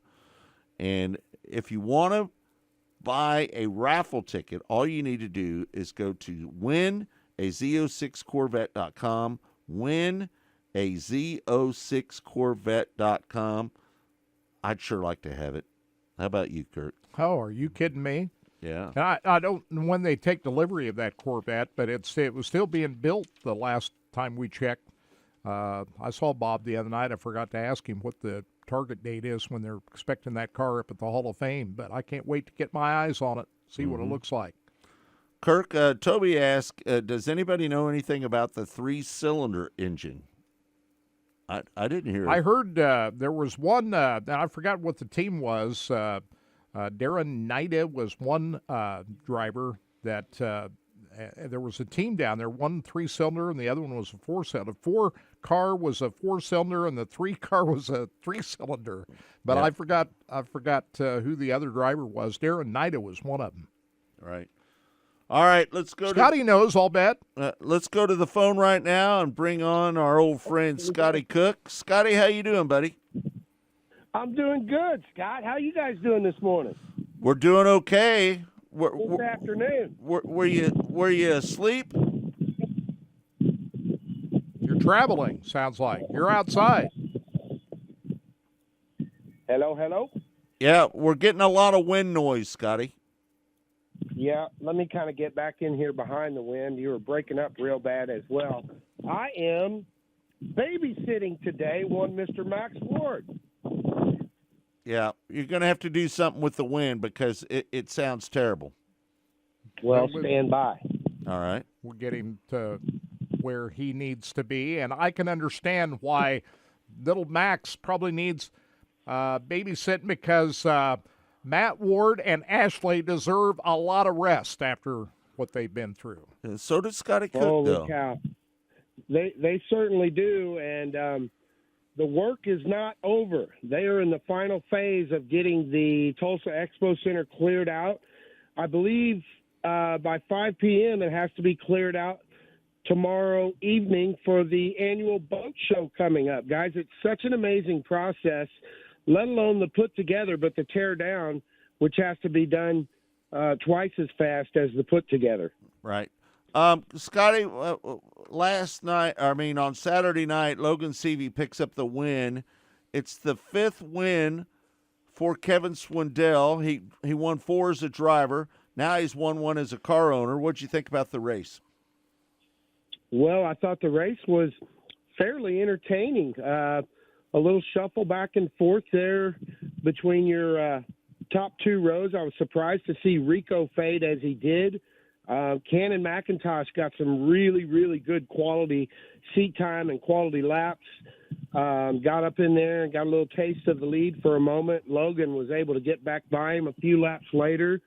And Tanner Thorson, your defending champion coming into this year, came up with about 15, 20 to go and started knocking on the door and stayed on Logan's tail tank, but never could take a lane or get into position. But not much jockeying going on, but it was relatively good race. So I enjoyed it. And congratulations to Logan Seavey. You know, after his qualifying night, there was a lot of murmurings going on that he should be the one to watch coming into Saturday night. And he took advantage of his pole position and lost the lead for a little bit, but it was very, very entertaining to watch him scratch and claw and search for the right lane and right line to get back by and get back up on the point. And once he got it and reassumed it, he never looked back.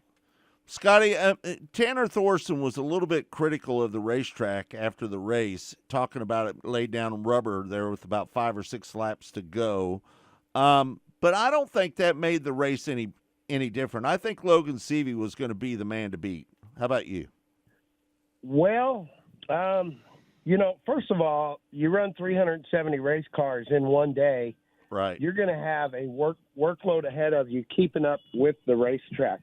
I saw a lot of ball bashing, if you will, on social media about the track prep, and I didn't see any derogatory comments, but just people murmuring about the track and the track prep. But I'm going to tell you right now, for anybody that made any comment like that, you can rest assured that Martin Edwards and Gravel and the entire staff that is involved with that track prep knows exactly what they're doing, and you couldn't have any more knowledge prepping that track than what you have. So you take those guys, you take the ball and you run with it. You try to put out the best product that you can. Unfortunately, missed it just a little tick for this year's 55 lapper, but you know what? No harm, no foul. We still saw a very, very entertaining race, and I'll take those guys that put that track together and prep it any day. Any track prep crew in the United States of America. Hands down, Matt Ward and Martin Edwards, Gravel, all those guys know what they're doing. There's 100 years of experience of track prep between the three of those guys, and they know what's going on. And these are the same guys that give us this great racetrack in the past at the Chili Bowl, the same people. And I don't know if people realized it, but Steve Hahn had to do a lot of the work during the week because Gravel had to work. Right. And I remiss for not mentioning Steve's name, because Steve, more so as much as Martin and Gravel, stays on that track manicuring, prepping, watering, and Steve Hahn goes without a lot of kudos. He's really behind the scenes, and he doesn't get as much credit as he really should, because he stays there and he spends a bazillion hours in that building over the 2 weeks time of the, well, count it 3 weeks, because in the downtime in the week in between, Steve has to stay there and help manicure and prep the track as well. And he, by all means, 100% should be included with those guys. And again, I will reiterate, and this goes directly out to anyone bonking balls so far as the product of the surface that they saw every night, Saturday night at the Chili Bowl. You're not going to get 100% every time you go to put out a product on prepping a track, especially after 6 days and 370 cars. There's a little wiggle room. Right. Excuse me. You have a hall pass to miss it here and there.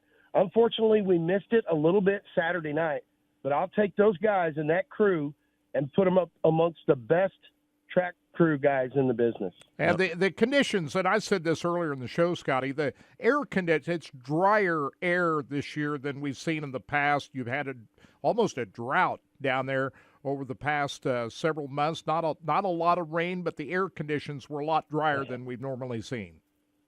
Yes, they were. And you know what? There's one thing we do know is you can't do anything about Mother Nature. No. That's for sure. So, again, you take the ball and run with it, given the environment and the circumstances you have, and you just put your best effort forward to put out the best product you can. And, hey, one good thing about it, we'll be back next year for the 38th annual Chili Bowl, and we'll just do it all over again. Hey, Scotty, I gotta feel like maybe the biggest disappointment of the night was Rico Abreu. He ended up running 21st. He got into the wall. I don't know if he got together with somebody or what happened to him, but he was nosed into the wall. I never did see him get into the wall, Scott. Did he get in the wall, really? I didn't know. I didn't see that. He was nosed up to the wall when they went to him, and I don't know if they did any damage to his car or not, but Rico was definitely one of the odds-on favorites to win that race. Did he actually hit the wall? He was nosed up to it. Yeah. Max, come here. Yeah, he was a you never can use the word disappointment with Rico, but Rico missed it just a little bit. I was very surprised of him fading as he did. He was up there in that third, fourth spot early on in the race, and then he faded, and then I did not see him get into the wall. As a matter of fact, yeah, that's quite interesting. How about Keith Kunz Motorsports as a whole? Not really a good Chili Bowl this year for the whole team. Well, honestly, Kirk, I think that's a product of the youth movement we talked about all week long. No matter how talented and how young, well, there's the word. His stable this year, outside of Rico, very young, was as young as it's ever been, and so it doesn't take a rocket scientist to gather and figure that you cannot take a rookie or a youngster, no matter how talented they are. You cannot throw them out there to the wolves like that and expect wins and podiums. And I think that Keith was full aware of that coming in. I think that Keith is looking for the future, and everything panned out, although we didn't see any youngsters have outstanding performances. But on the flip side of that, as I forecast and projected all week long, we were going to see the youngest starting A-main lineup in the history of the Chili Bowl, and that panned out because I believe there were 10 Chili Bowl rookies that started the A-main event. That's crazy. And, the big shocker is Buddy Kofoid not making it out of the D-main. I mean, that is a shocker. Well, really, it's not a shocker because anybody that's been to the Chili Bowl knows.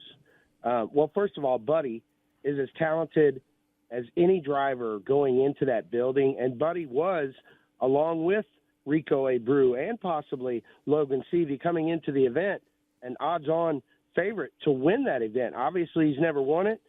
He's had some really good performances in his brief career thus far, but as anybody that's been there knows, they can attest that it takes one hiccup on your qualifying night to get behind the eight ball. You get behind the eight ball, it makes for a tough day on Saturday. And Buddy got stuck in a C or a D. No, it was a D-main event because it was still in the afternoon portion. And Buddy was in a transfer and got caught up in someone else's mess. I don't remember who it was, but someone got upside down the back straightaway, and Buddy got caught up with nowhere to go, and that ended his Chili Bowl. So that was simply a product of one hiccup on the qualifying night. We saw what happened on his qualifying night. He was in the lead, and again, same thing that happened on Saturday to him. He was leading his qualifying night A-main event, and he went down into turn one. Somebody flipped in front of him. He damn near did a good job to avoid it. He did his best Goggles Poisano and Fred Flintstone's attempt at the Indianapolis Motor Speedway. If you ever saw that, Fred went as an alias as Goggles Poisano, and on the white flag lap, he drove his car perpendicular up on the wall for a last lap pass and an Indian Rockless 500 win. And Buddy attempted the same feat. He didn't come out as fortunate. He almost drove right up on the wall and right around the accident, but he just clipped the car with his left front, and it damaged the car. That ended his qualifying night chances. He was really on the home stretch to head to the podium for a qualifying night win. But, again, you get behind the 8 ball and you have one hiccup, whereas any other race in the country where there aren't 370 cars, it's easy to rebound through a B main event and transfer. Yeah. But here, the best and the best, the melting pot of the most talented drivers in all of the planet Earth, scratching and clawing, get 24 spots in an A main event. You get mired, one hiccup on a qualifying night, and you're going to encounter what Buddy encountered. And unfortunately, the woes continued. As we said, he got into a car on his D main event Saturday afternoon, and that just kind of wiped everything out. And a tough break. And I will go on record to say, and I'm not stepping too far out on a flimsy branch to say, that Buddy Kofoid will be a Chili Bowl champion in the future. No, there's no doubt about it. He started 13th. He ended up running 18th in that D main number 2. And it was just not a good run for him this weekend. I think a lot of people were disappointed not to see him in the A main. I'm sorry. Say that again, Scott. A lot of people were disappointed not to see Buddy in the A main. Oh, absolutely. I mean, like I said, because he was probably the highest odds favorite, really, to win that. Outside of he and Tanner and Rico probably came in as the same odds. My old buddy in Indianapolis, Indiana, Steve Eckert, makes the odds for the Chili Bowl souvenir program, and I think those three were right up in there as the highest odds to win the Chili Bowl. But Buddy is kind of a lot like Rico because he's a very personable young man. He has a legion of fans, and he has had from a very young age, and there is no doubt about it that Michael Buddy Kofoid is probably, all the rest of them are young and 15 to 18 years of age. But for Buddy, I think Buddy's about 19, 20 now. Buddy, I think I can go out and say that Buddy is the most talented up-and-coming open-wheel driver in the entire country. I think that's a safe statement to make, and I would not be surprised at all if within the next 2 calendar years you're watching that young man race on Sundays. And there'll be a process of trucks and Xfinity, but Buddy Kofoid's going to be racing on Sundays one day, and you can bet your ass on that. Yeah, no doubt about it. Hey, a little disappointed in Justin Grant. He started 10th. He ended up running 10th. Not the performance that Justin Grant was hoping for. No, and he was mixing it up there for quite a while with Chris Windom, and Justin, has had success on his qualifying night.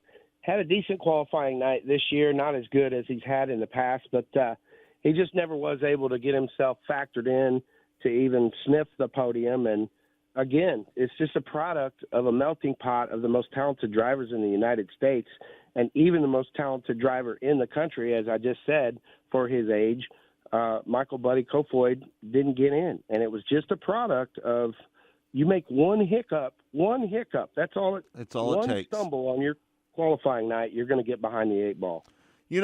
People were talking about the rubber on the racetrack at the end of the race, but Tim Buckwalter, who started 23rd, ran 9th. Tim McCready started 24th. He ran 11th. Kevin Thomas Jr. started 19th. He ran 12th. And Zeb Weiss, he started 17th, and he ran 13th. There was some passing going on that racetrack, wasn't there?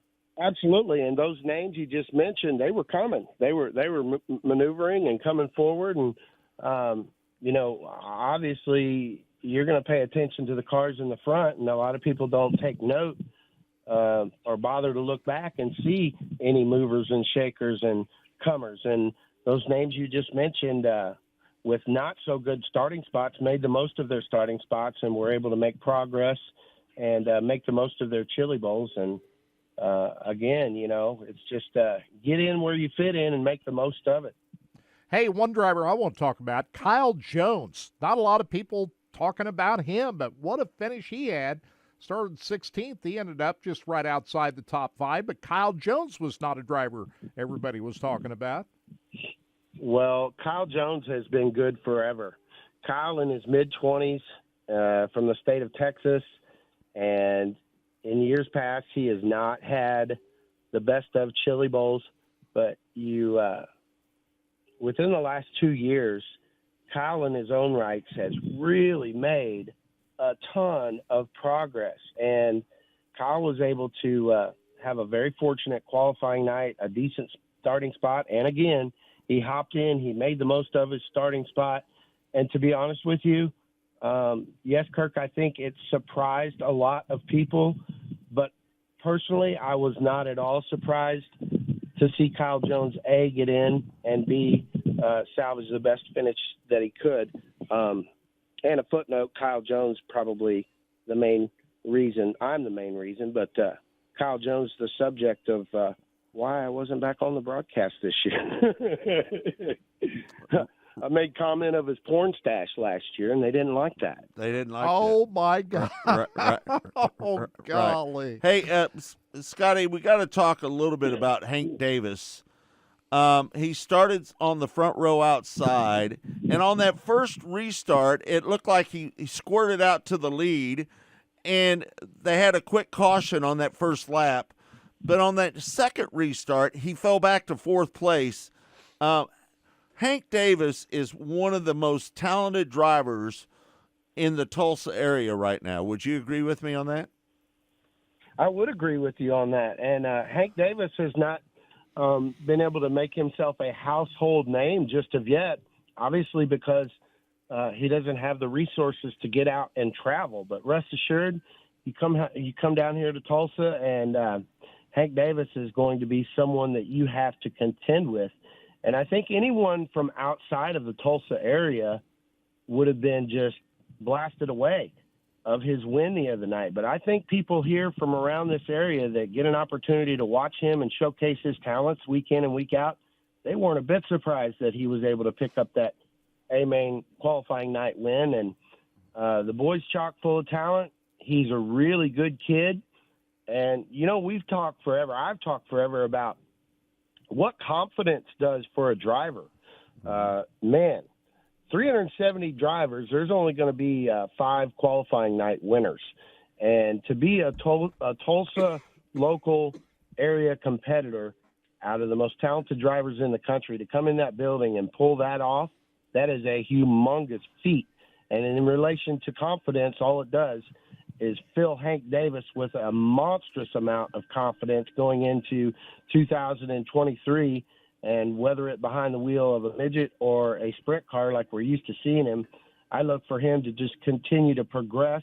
And pretty soon, if Hank, like I just mentioned, could get some resources and be able to get out and travel and cut laps on different tracks, I think the sky's the limit for that boy. And he's a great kid. It was cool to have him on the Chili Bowl check-in the other day. He's a good kid, and it couldn't have happened to a better person. A lot of people in the Tulsa area were so proud of his efforts. I think he's going to run the ASCS Sooner region this year, if I'm not mistaken. That's what he told us. Yeah. Yep, for sure. He could honestly be a contender if he could make all those shows to win the championship this year. No doubt. Somebody made a comment earlier. They thought Hank Davis should have been put at the back when he got into it with Michael Pickens the other night. But that's not the way that works. He kept his car going, right? He kept it rolling. He did. And anybody who's anybody, or if you have half a bit of knowledge about dirt track racing, you know that it's give and take. You know that you're going to eat wheels. You know that you're going to feed wheels.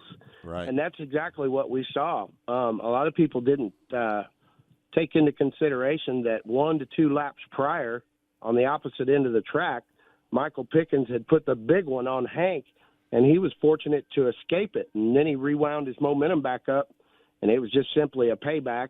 And Hank was fortunate enough to drive away. Michael Pickens wasn't as fortunate to drive away. That is a great point. That is a great point, because there's a little history before that you just pointed out, that Pickens, right, So yeah, that is a great point that I hadn't heard. Scotty, I got to give a shout out to Jade Avedisian. She is a rookie. She made the Chili Bowl A-Main in a rookie season at the Chili Bowl. Talk about Jade Avedisian. I first saw Jade Avedisian race 2 years ago at the Six Springs Motorsports Complex. There was a big 20,000 to win mini sprint race there, micro race. Walked a dog on the entire field. And it was at that very moment and that night that I put her on my radar to keep my eyes peeled. And ever since then, she has just absolutely blazed a trail. Kaylee Bryson and the other females are trailblazers, and she is about 3-4 years younger than Kaylee. But actually, I think she's only a couple years younger. But of the list of females that you list off of this year's Chili Bowl Nationals, let alone being the youngest competitor at 16, she is the female that has the most raw and pure talent. And to be quite frank and quite honest with you, as good as that young lady is right now, I would think that for next year's Chili Bowl, a podium would be a very, very far stretch. But I would not be one bit surprised to see Jade Avedisian to pull off a top 10, top 5 at next year's Chili Bowl. And a lot of people might say, what in the hell are you talking about, Scotty? But I say that young lady, let alone being a female, she is one of the most talented open-wheel drivers in the country, and refreshing to know that she's only 16 years of age, and there is a whole lot of excitement and entertainment for a race fan from what you're going to get out of that young lady. She's not afraid to get in and mix it up with the boys, and when we were talking about the give and take a few moments ago, she'll take the wheel, she'll take the right rear, she'll give the right rear back, not intimidated one bit. It was such a beautiful, refreshing, pleasant surprise that she was able to get in the A-Main through her qualifying night and just to be able to finish. The family, obviously we recently lost Miss Fuzz Hahn last fall, and Fuzz, she had an admiration for lady drivers always when they entered that building. And so in the memory of Fuzz and her passing, they put together an award for the highest finishing female for the Chili Bowl Nationals. And Jade obviously was a recipient of that award. I know Fuzz was looking so proudly down upon her. And help me out, guys. If I'm not mistaken, she won the Rookie of the Year, did she not? Yeah, I mean, some of them, she got herself up into the top 10. She passed a lot of cars early in that race, cracked the top 10, but her performance in that qualifying night where she made some really impressive moves to get herself up into third place, she was very impressive all week, I thought. Well, she just simply put, I think she just put herself on the map for, everyone out on the West Coast. Has been blessed to watch her come up through her career, which started at a very, very young age. But other than that, travels this season with the USAC midget series, not a lot of people really have had an opportunity to see her. So her efforts this weekend, honestly and quite simply, guys, I think just put her on the map. Said put her on the radar for everyone who's an open wheel fan to learn, know, and watch for one Jade Avedisian. She's going to become a household name real soon, and real soon she's going to be a contender for championships. And in the near future, she'll be contending for Chili Bowl championships as well. I wholeheartedly believe that. I believe it too. We had two lady drivers, Kaylee Bryson and Jade, were both in that race. That says a lot for the ladies now, doesn't it? Well, it does, and they're not the only two, It takes luck and it takes fortune to get into the show, and you got to utilize both of those things to put yourself into the A-Main.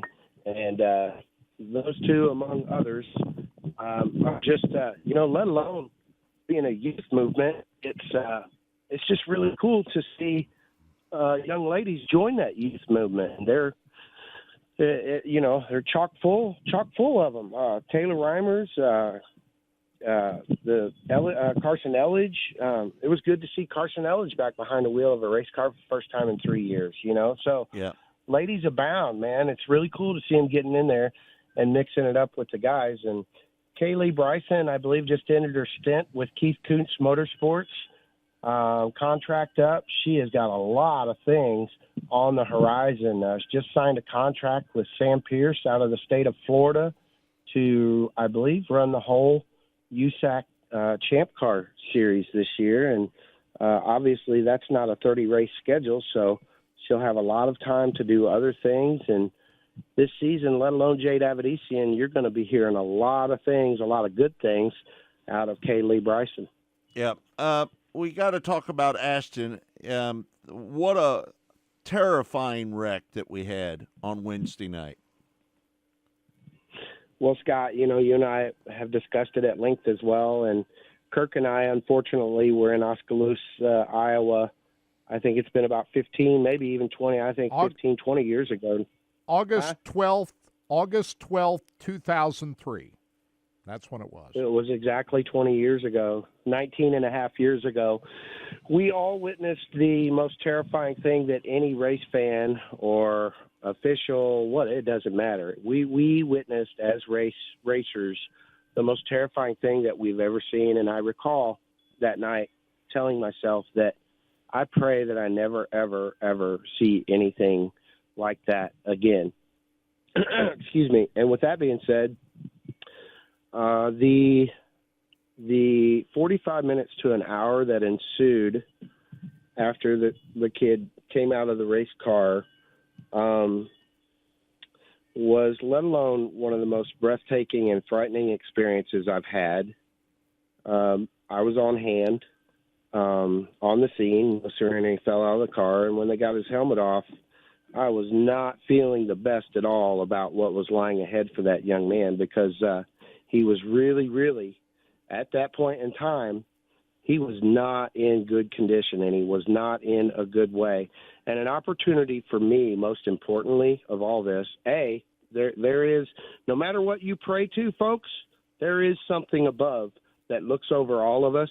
So whatever you pray to and whatever you give praise to, just keep doing it. Because on that particular night at the Tulsa Expo Center that we witnessed this past week, the good Lord, or whoever it may be, Allah, Buddha, it doesn't matter, something was looking down on young Ashton Torkelson, and it was an absolute miracle, A, that he didn't get run over, B, that he lived through it, C, no broken bones, and he re-entered the building Saturday afternoon to everyone's open heart and open arms, and it was the most beautiful thing that we've witnessed, and everyone was able to take a collective sigh of relief. And after all those important things being said, I think the most important thing that I can say is what I witnessed collectively and individually from the entire infield staff, the officials, Billy Hurt,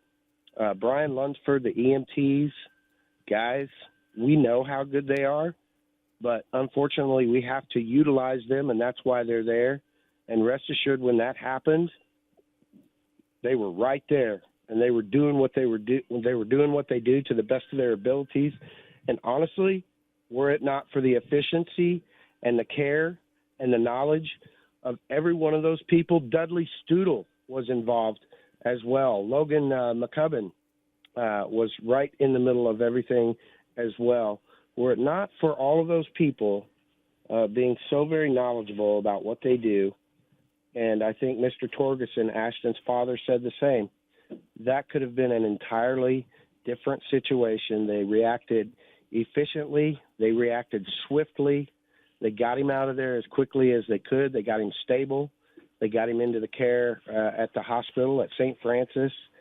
And we witnessed one of the most amazing miracles that any of us have seen in modern memory. 95% chances, if that happened ever again, which we pray that it doesn't, Right. it's not going to turn out the same, and it's not going to be as fortunate. So I honestly believe that each and every one of us witnessed a miracle this past week at the Tulsa Expo Center. Pray to whatever you pray to, folks.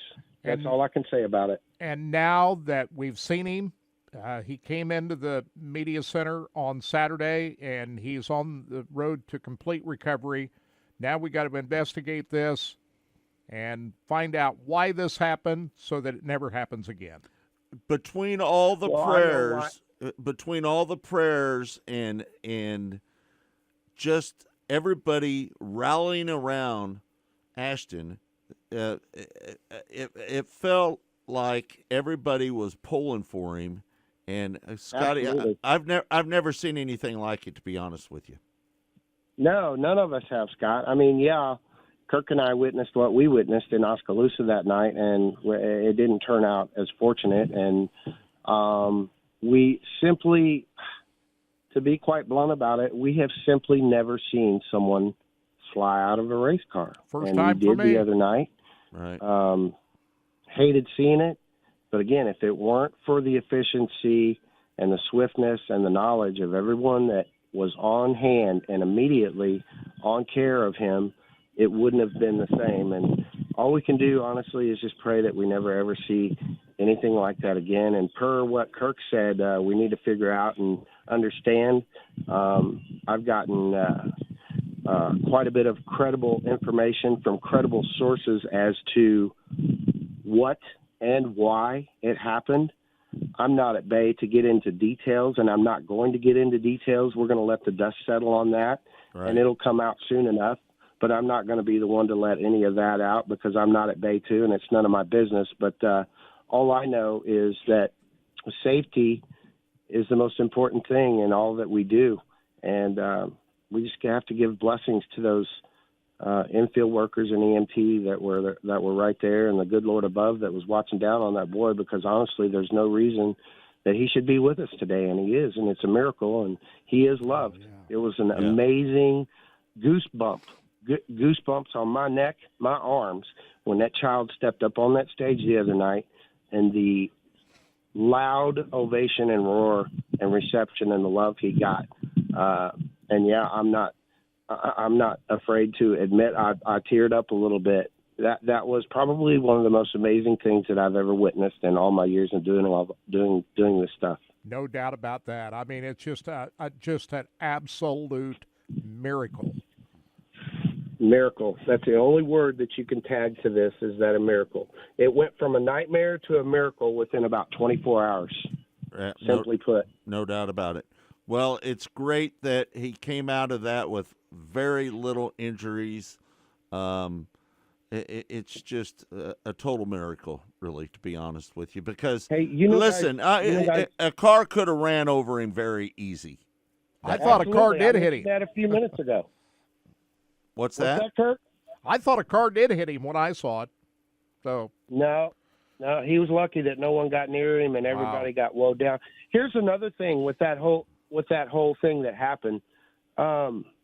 Once we got him secured and out of the building, what I witnessed for all of the drivers and competitors that got moved into the infield, I will never, ever forget what I witnessed while walking through the infield and talking with a good number of the competitors for that main event.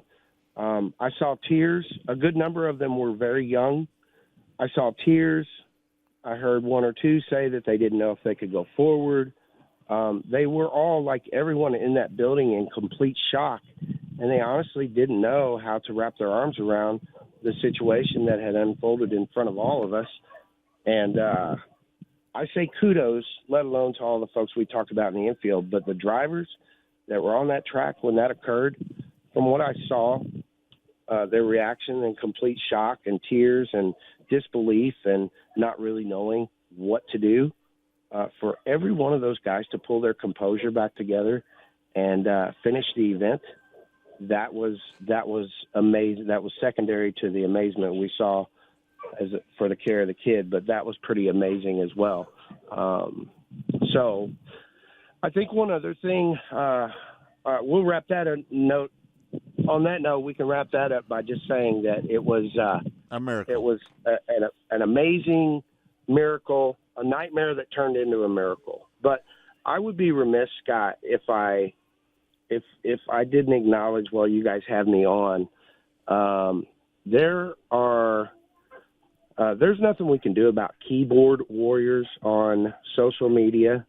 But after the race, there was a whole lot of ball bashing going on.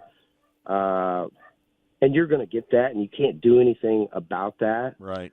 But all I want to say is that I am so proud, the same as I've been a proud representative of Racing Boys all these years.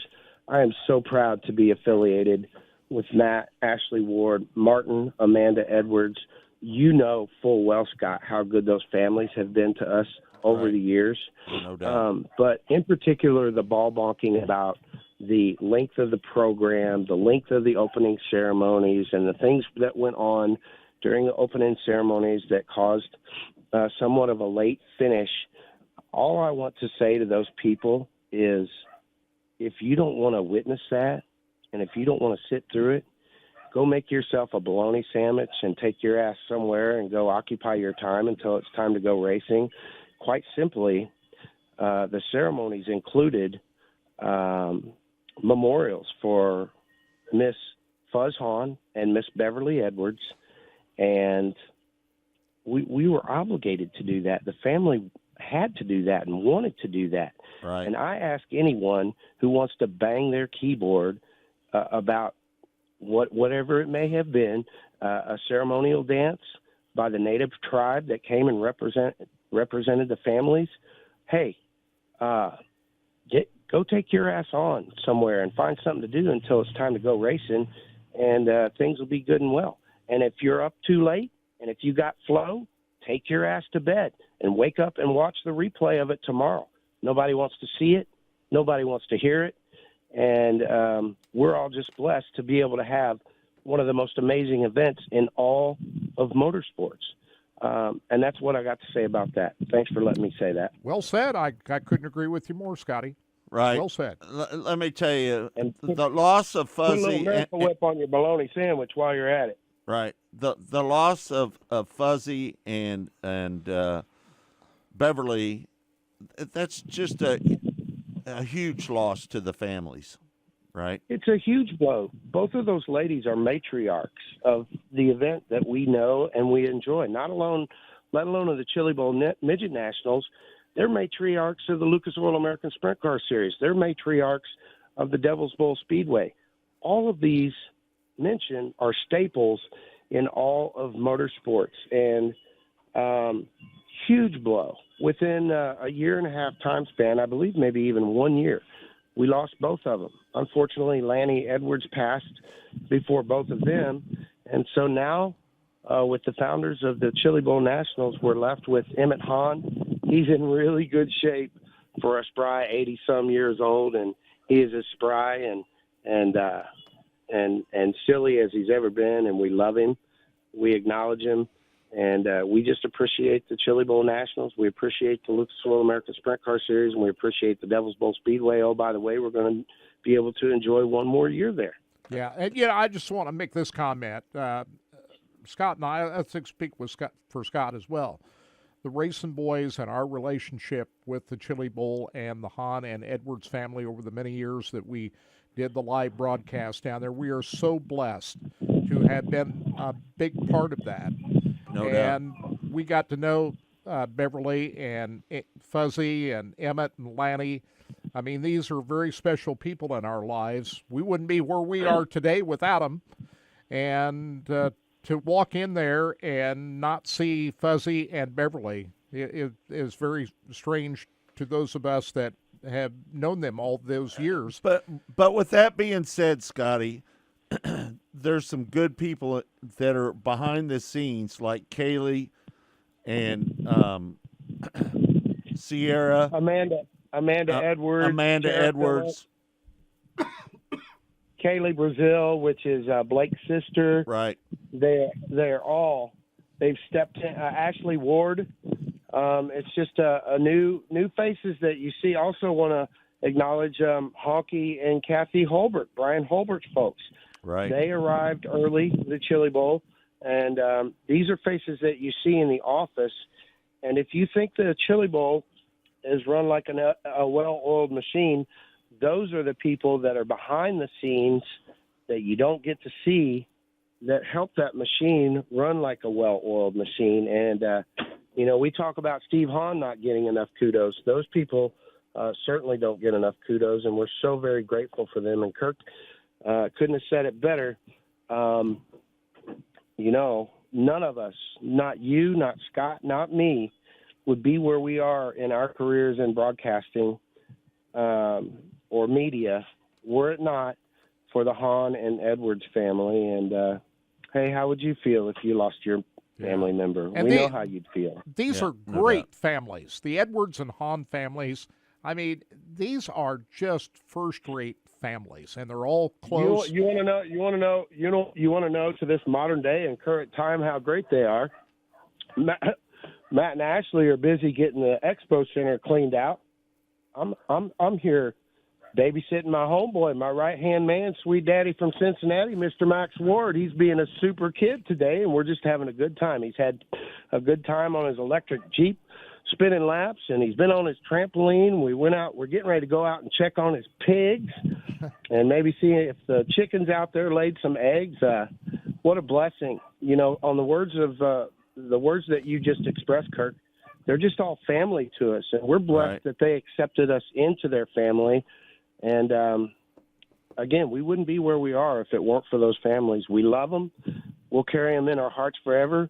Thank goodness we still have Emmett, and he is all in our hearts. Emmett's doing absolutely wonderful. I cannot believe how spry and how good a shape he is for his age, and it's always so much fun to be with him and be around him. All right, Scotty, before I let you go, the Chiefs are going to play Jacksonville next week. What do you think about that game? I think they're going to roll them. I think it's going to get ugly. That's all I think. I don't have much to say other than that. We know in the National Football League, especially in the playoffs, anything can happen. And just like the Chili Bowl, you can hiccup on your qualifying night. The Chiefs can hiccup on their first round of playoff action. But what I forecast is a good old-fashioned ass-kicking in Arrowhead. I didn't want to see Los Angeles Chargers. I'm glad it's Jacksonville. You know what I'm glad to see? I'm glad to see Buffalo play Cincinnati next week. That's going to be cool, yeah, because obviously we all kind of felt that, hey, man, this is all kind of monkeyed up the way the NFL and the commissioner kind of rescheduled everything, and they didn't play that game out. So it almost feels like, everything. It made the playoffs for the AFC at least kind of cloudy. So, yeah, awesome to see that they're going to have that rematch. And I believe, refresh my memory, I'm almost what was the score of that game when that dude went down and the game got halted? 7-3. 7-3. Cincinnati was ahead. Cincinnati was ahead. Yeah, I thought Cincinnati was ahead. Where are they going to play this next game? Buffalo. Are they playing in Buffalo? Yeah, it's Buffalo. It's in Buffalo this time. Yeah. Yep. Well, I hope Buffalo beats Cincinnati. I don't want to have to play Cincinnati again. I guarantee you I'd rather play Buffalo than I would Cincinnati as well. For some reason, Cincinnati's got our number.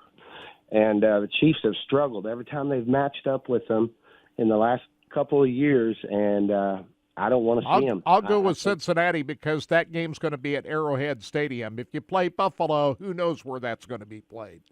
Neutral You're ground. exactly right. Yep, Where? neutral. Atlanta. Neutral. It's going to be Atlanta? Yeah, Atlanta's probably. Atlanta. Now give me Cincinnati at Arrowhead every day. Did you just say they're going to replay that game in Atlanta? Wait, what? No, if the Chiefs play Buffalo, the game's going to be at a neutral site, and you say Atlanta. Atlanta. Yeah. If it's Cincinnati, they play that game at Arrowhead. Yeah. So I'll take Arrowhead Stadium every day. Yeah, if we play Buffalo again, it'll be on a neutral site. So Cincinnati at home. Well, I'm not only going to root for Cincinnati. It's unrelated, but my pick, I think Cincinnati can and will beat Buffalo. Yeah. That very well could happen. Very good. I didn't think Buffalo played all that well yesterday, did they? They got lucky to win that game. They just squeaked by. They just squeaked by, didn't they? Yeah, they did. Absolutely. For All right, sure. Scotty. Well, we hey- appreciate you taking the time. I know that you got some great sponsors that took care of you this weekend. Thank you, Scott. How crazy is it that you read my mind after 12 years up and down the road in one hotel room and one pickup truck? Because I definitely wanted to acknowledge those people. The fine folks of Morton Excavating chose to be the main sponsor for the Chili Bowl check-in, as well as the main sponsor for the Chili Bowl check-in on the Chili Bowl fan page. For all the Chili Bowl check-ins on that end as well. Arc Wrecking of Oklahoma came in support of the social media as well.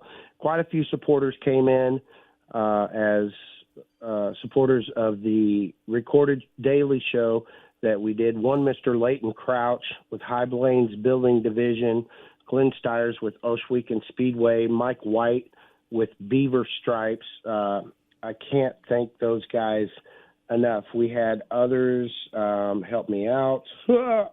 Oh, my brain has become Permastone? cloudy the day after. Say again? Todd knows who they are. You had Permastone Yeah. Countertop Solutions. Permastone, Kyle Anderson, and who was my last one? You got High Plains, Same Day Tire Pros, and Beaver Stripes. My vehicle currently is in a same-day auto and Tire Pros. Danny Smith looking me over so he can get me down the road to Florida.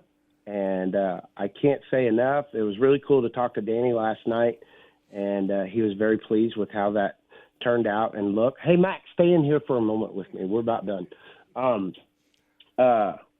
Danny was very pleased, and Kyle Anderson, thank you. I got to go over there and visit with the Andersons last night, Brandon, and we all got in the hot tub with Angie Battles, and we all kind of hung out and just decompressed and had a really good time. Seth Shabester, Brooklyn Phillips, and the whole Anderson family, and we got Bailey, which is Brandon's girlfriend. We all just kind of hung out last night and decompressed, and I'm just very thankful for all those people that we mentioned. And, you know, they kind of, with me not going back to the Flow broadcast this year, it kind of left somewhat of a little bit of a void financially. And so for Matt Ward to offer me the blessing and Brian Hulbert to put together this production with you guys, I'm very blessed for all of that and all of the supporters. And the most important guy outside of all of those supporters to give gratitude, outside of you two, Kirk and Scott as well, is the one behind the scenes there punching the boards and the buttons and the phones there at Racing Boys HQ, one Todd Surprise. And he sure has done one hell of a job over the last 10 years of dressing you guys up and making you look good. Todd, I love you. I thank you. And I'm so very grateful for all of your help. Much kind words there from you, Scotty. I always enjoy helping you and taking care of you on the back end on this thing. And anytime the Racing Boys do something with Scotty Cook, it's always fun. And like you said, I appreciate all those kind words, Scotty. May Eddie Van Halen bless you and all of your remaining happy days. All right. 5150, baby, rock on. 5150. All right, Scotty. We appreciate you chiming in on the show with us today. We'll look to talk to you down the road. You're going to be out with the Luxor ASCS National Tour again next year, right? Yeah, I'm going to take off and go to Florida and enjoy Florida Speed Weeks. Terry Maddox Now 600 Series is going to kick off in the state of Louisiana late February. And then Tim Crawley has invited me down for his first race in Texarkana, Arkansas. And then we will kick off with the Lucas Oil American Sprint Car Series, Terry Maddox Lucas Oil American Sprint Car Series at One Devil's Bowl Speedway, I do believe on March 8th. And just looking forward to it. I'd like to get home for a couple of days after Florida, and I'm just going to have to see how all that comes together, but I'm looking forward to just getting after it. Fortunately, the last few years, all of this has pretty much turned into year-round, and just like you guys, I'm just blessed. You know it? Yep. Never say never. I might end up down there in Florida before you know it. I hope you do. And on that note, while I'm down in Florida, I've got some wonderful sponsors put together: Mesilla Valley Transportation, the Stewart House, Glenn Stires Racing, Oswegan Speedway, and there'll be a couple of others in support of that. We're going to be doing Florida Speed Week's live check-ins. They're going to be on the Racing Boys fan page on Facebook, and I'm just looking forward to it. And I couldn't do anything without great support, including you guys, and just grateful and appreciative. Well, Scotty, does your boy have any room for me down there if I wanted to come down? Possibly, quite possibly, he does. Yeah.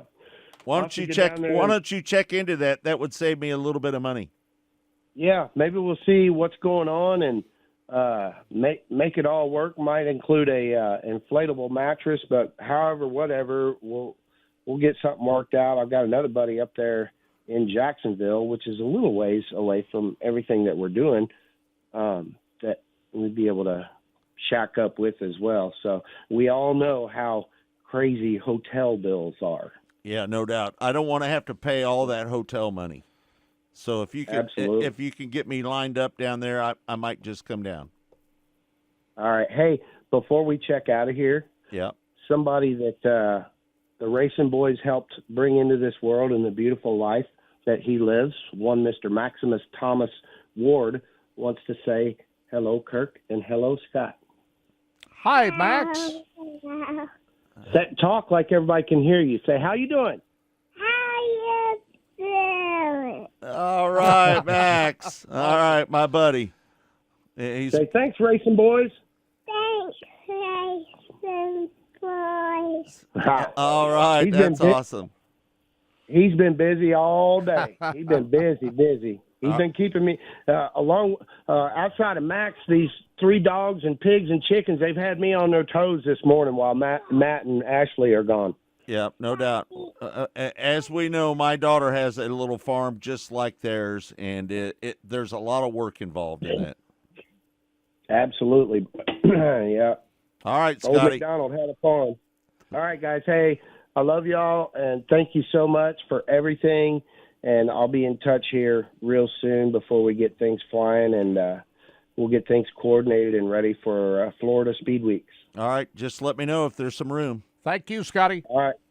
I'll keep you posted, and thanks for having me on. Always fun visiting with you. All right, see you later, Scotty. Good job. God bless. Love y'all. I love you too, bud. All right, there you have it. Scotty Cook joining us on the show. Man, what a show. That was a good one.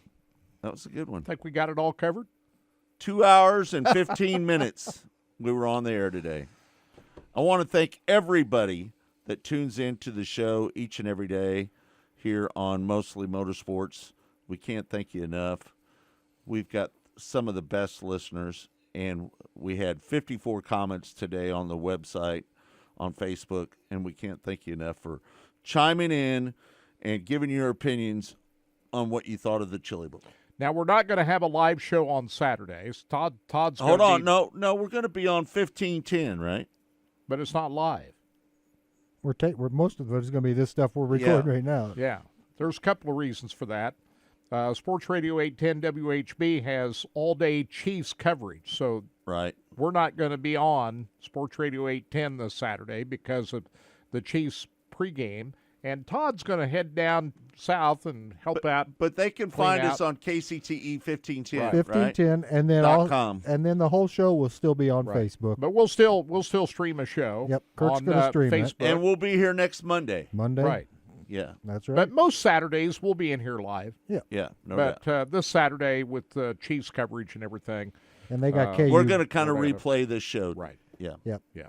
And we got an interview also, obviously, coming up with the winner of the Chili Bowl. Yeah, and now so, that's the one thing you haven't heard on this show. That's We're going right. to try to hook up with Logan Seavey for a phone interview. And we'll play that later in the next week, Monday, right? And we'll also Saturday play that and Monday. this Saturday and replay it on next Monday, too. So it'll be a good interview to have. I'm thinking maybe we should just play Or it should on we Monday. save it? We can should do just save that. it for Monday. We can save it for next Monday. Yeah, for sure. All right. Well, thanks, everybody, for tuning in to Mostly Motorsports. It's all been brought to you by Rod End Supply. again, featuring the POWRi Midwest Lightning Sprints. We can't thank Bob Douglas enough for being a part of our show. He stepped in when a lot of other people didn't want to, and we appreciate him so much. Again, for Todd Surprise, for my partner Kirk Elliott, I'm Scott Traylor saying thanks for joining us. We'll see you next Monday right here on Mostly Motorsports.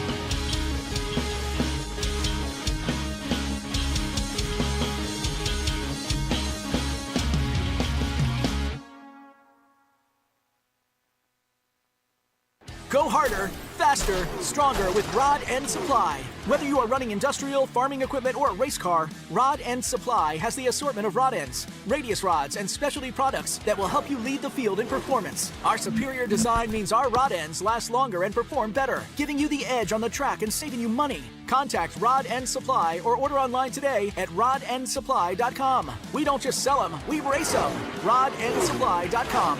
Serving the racing community for over 30 years.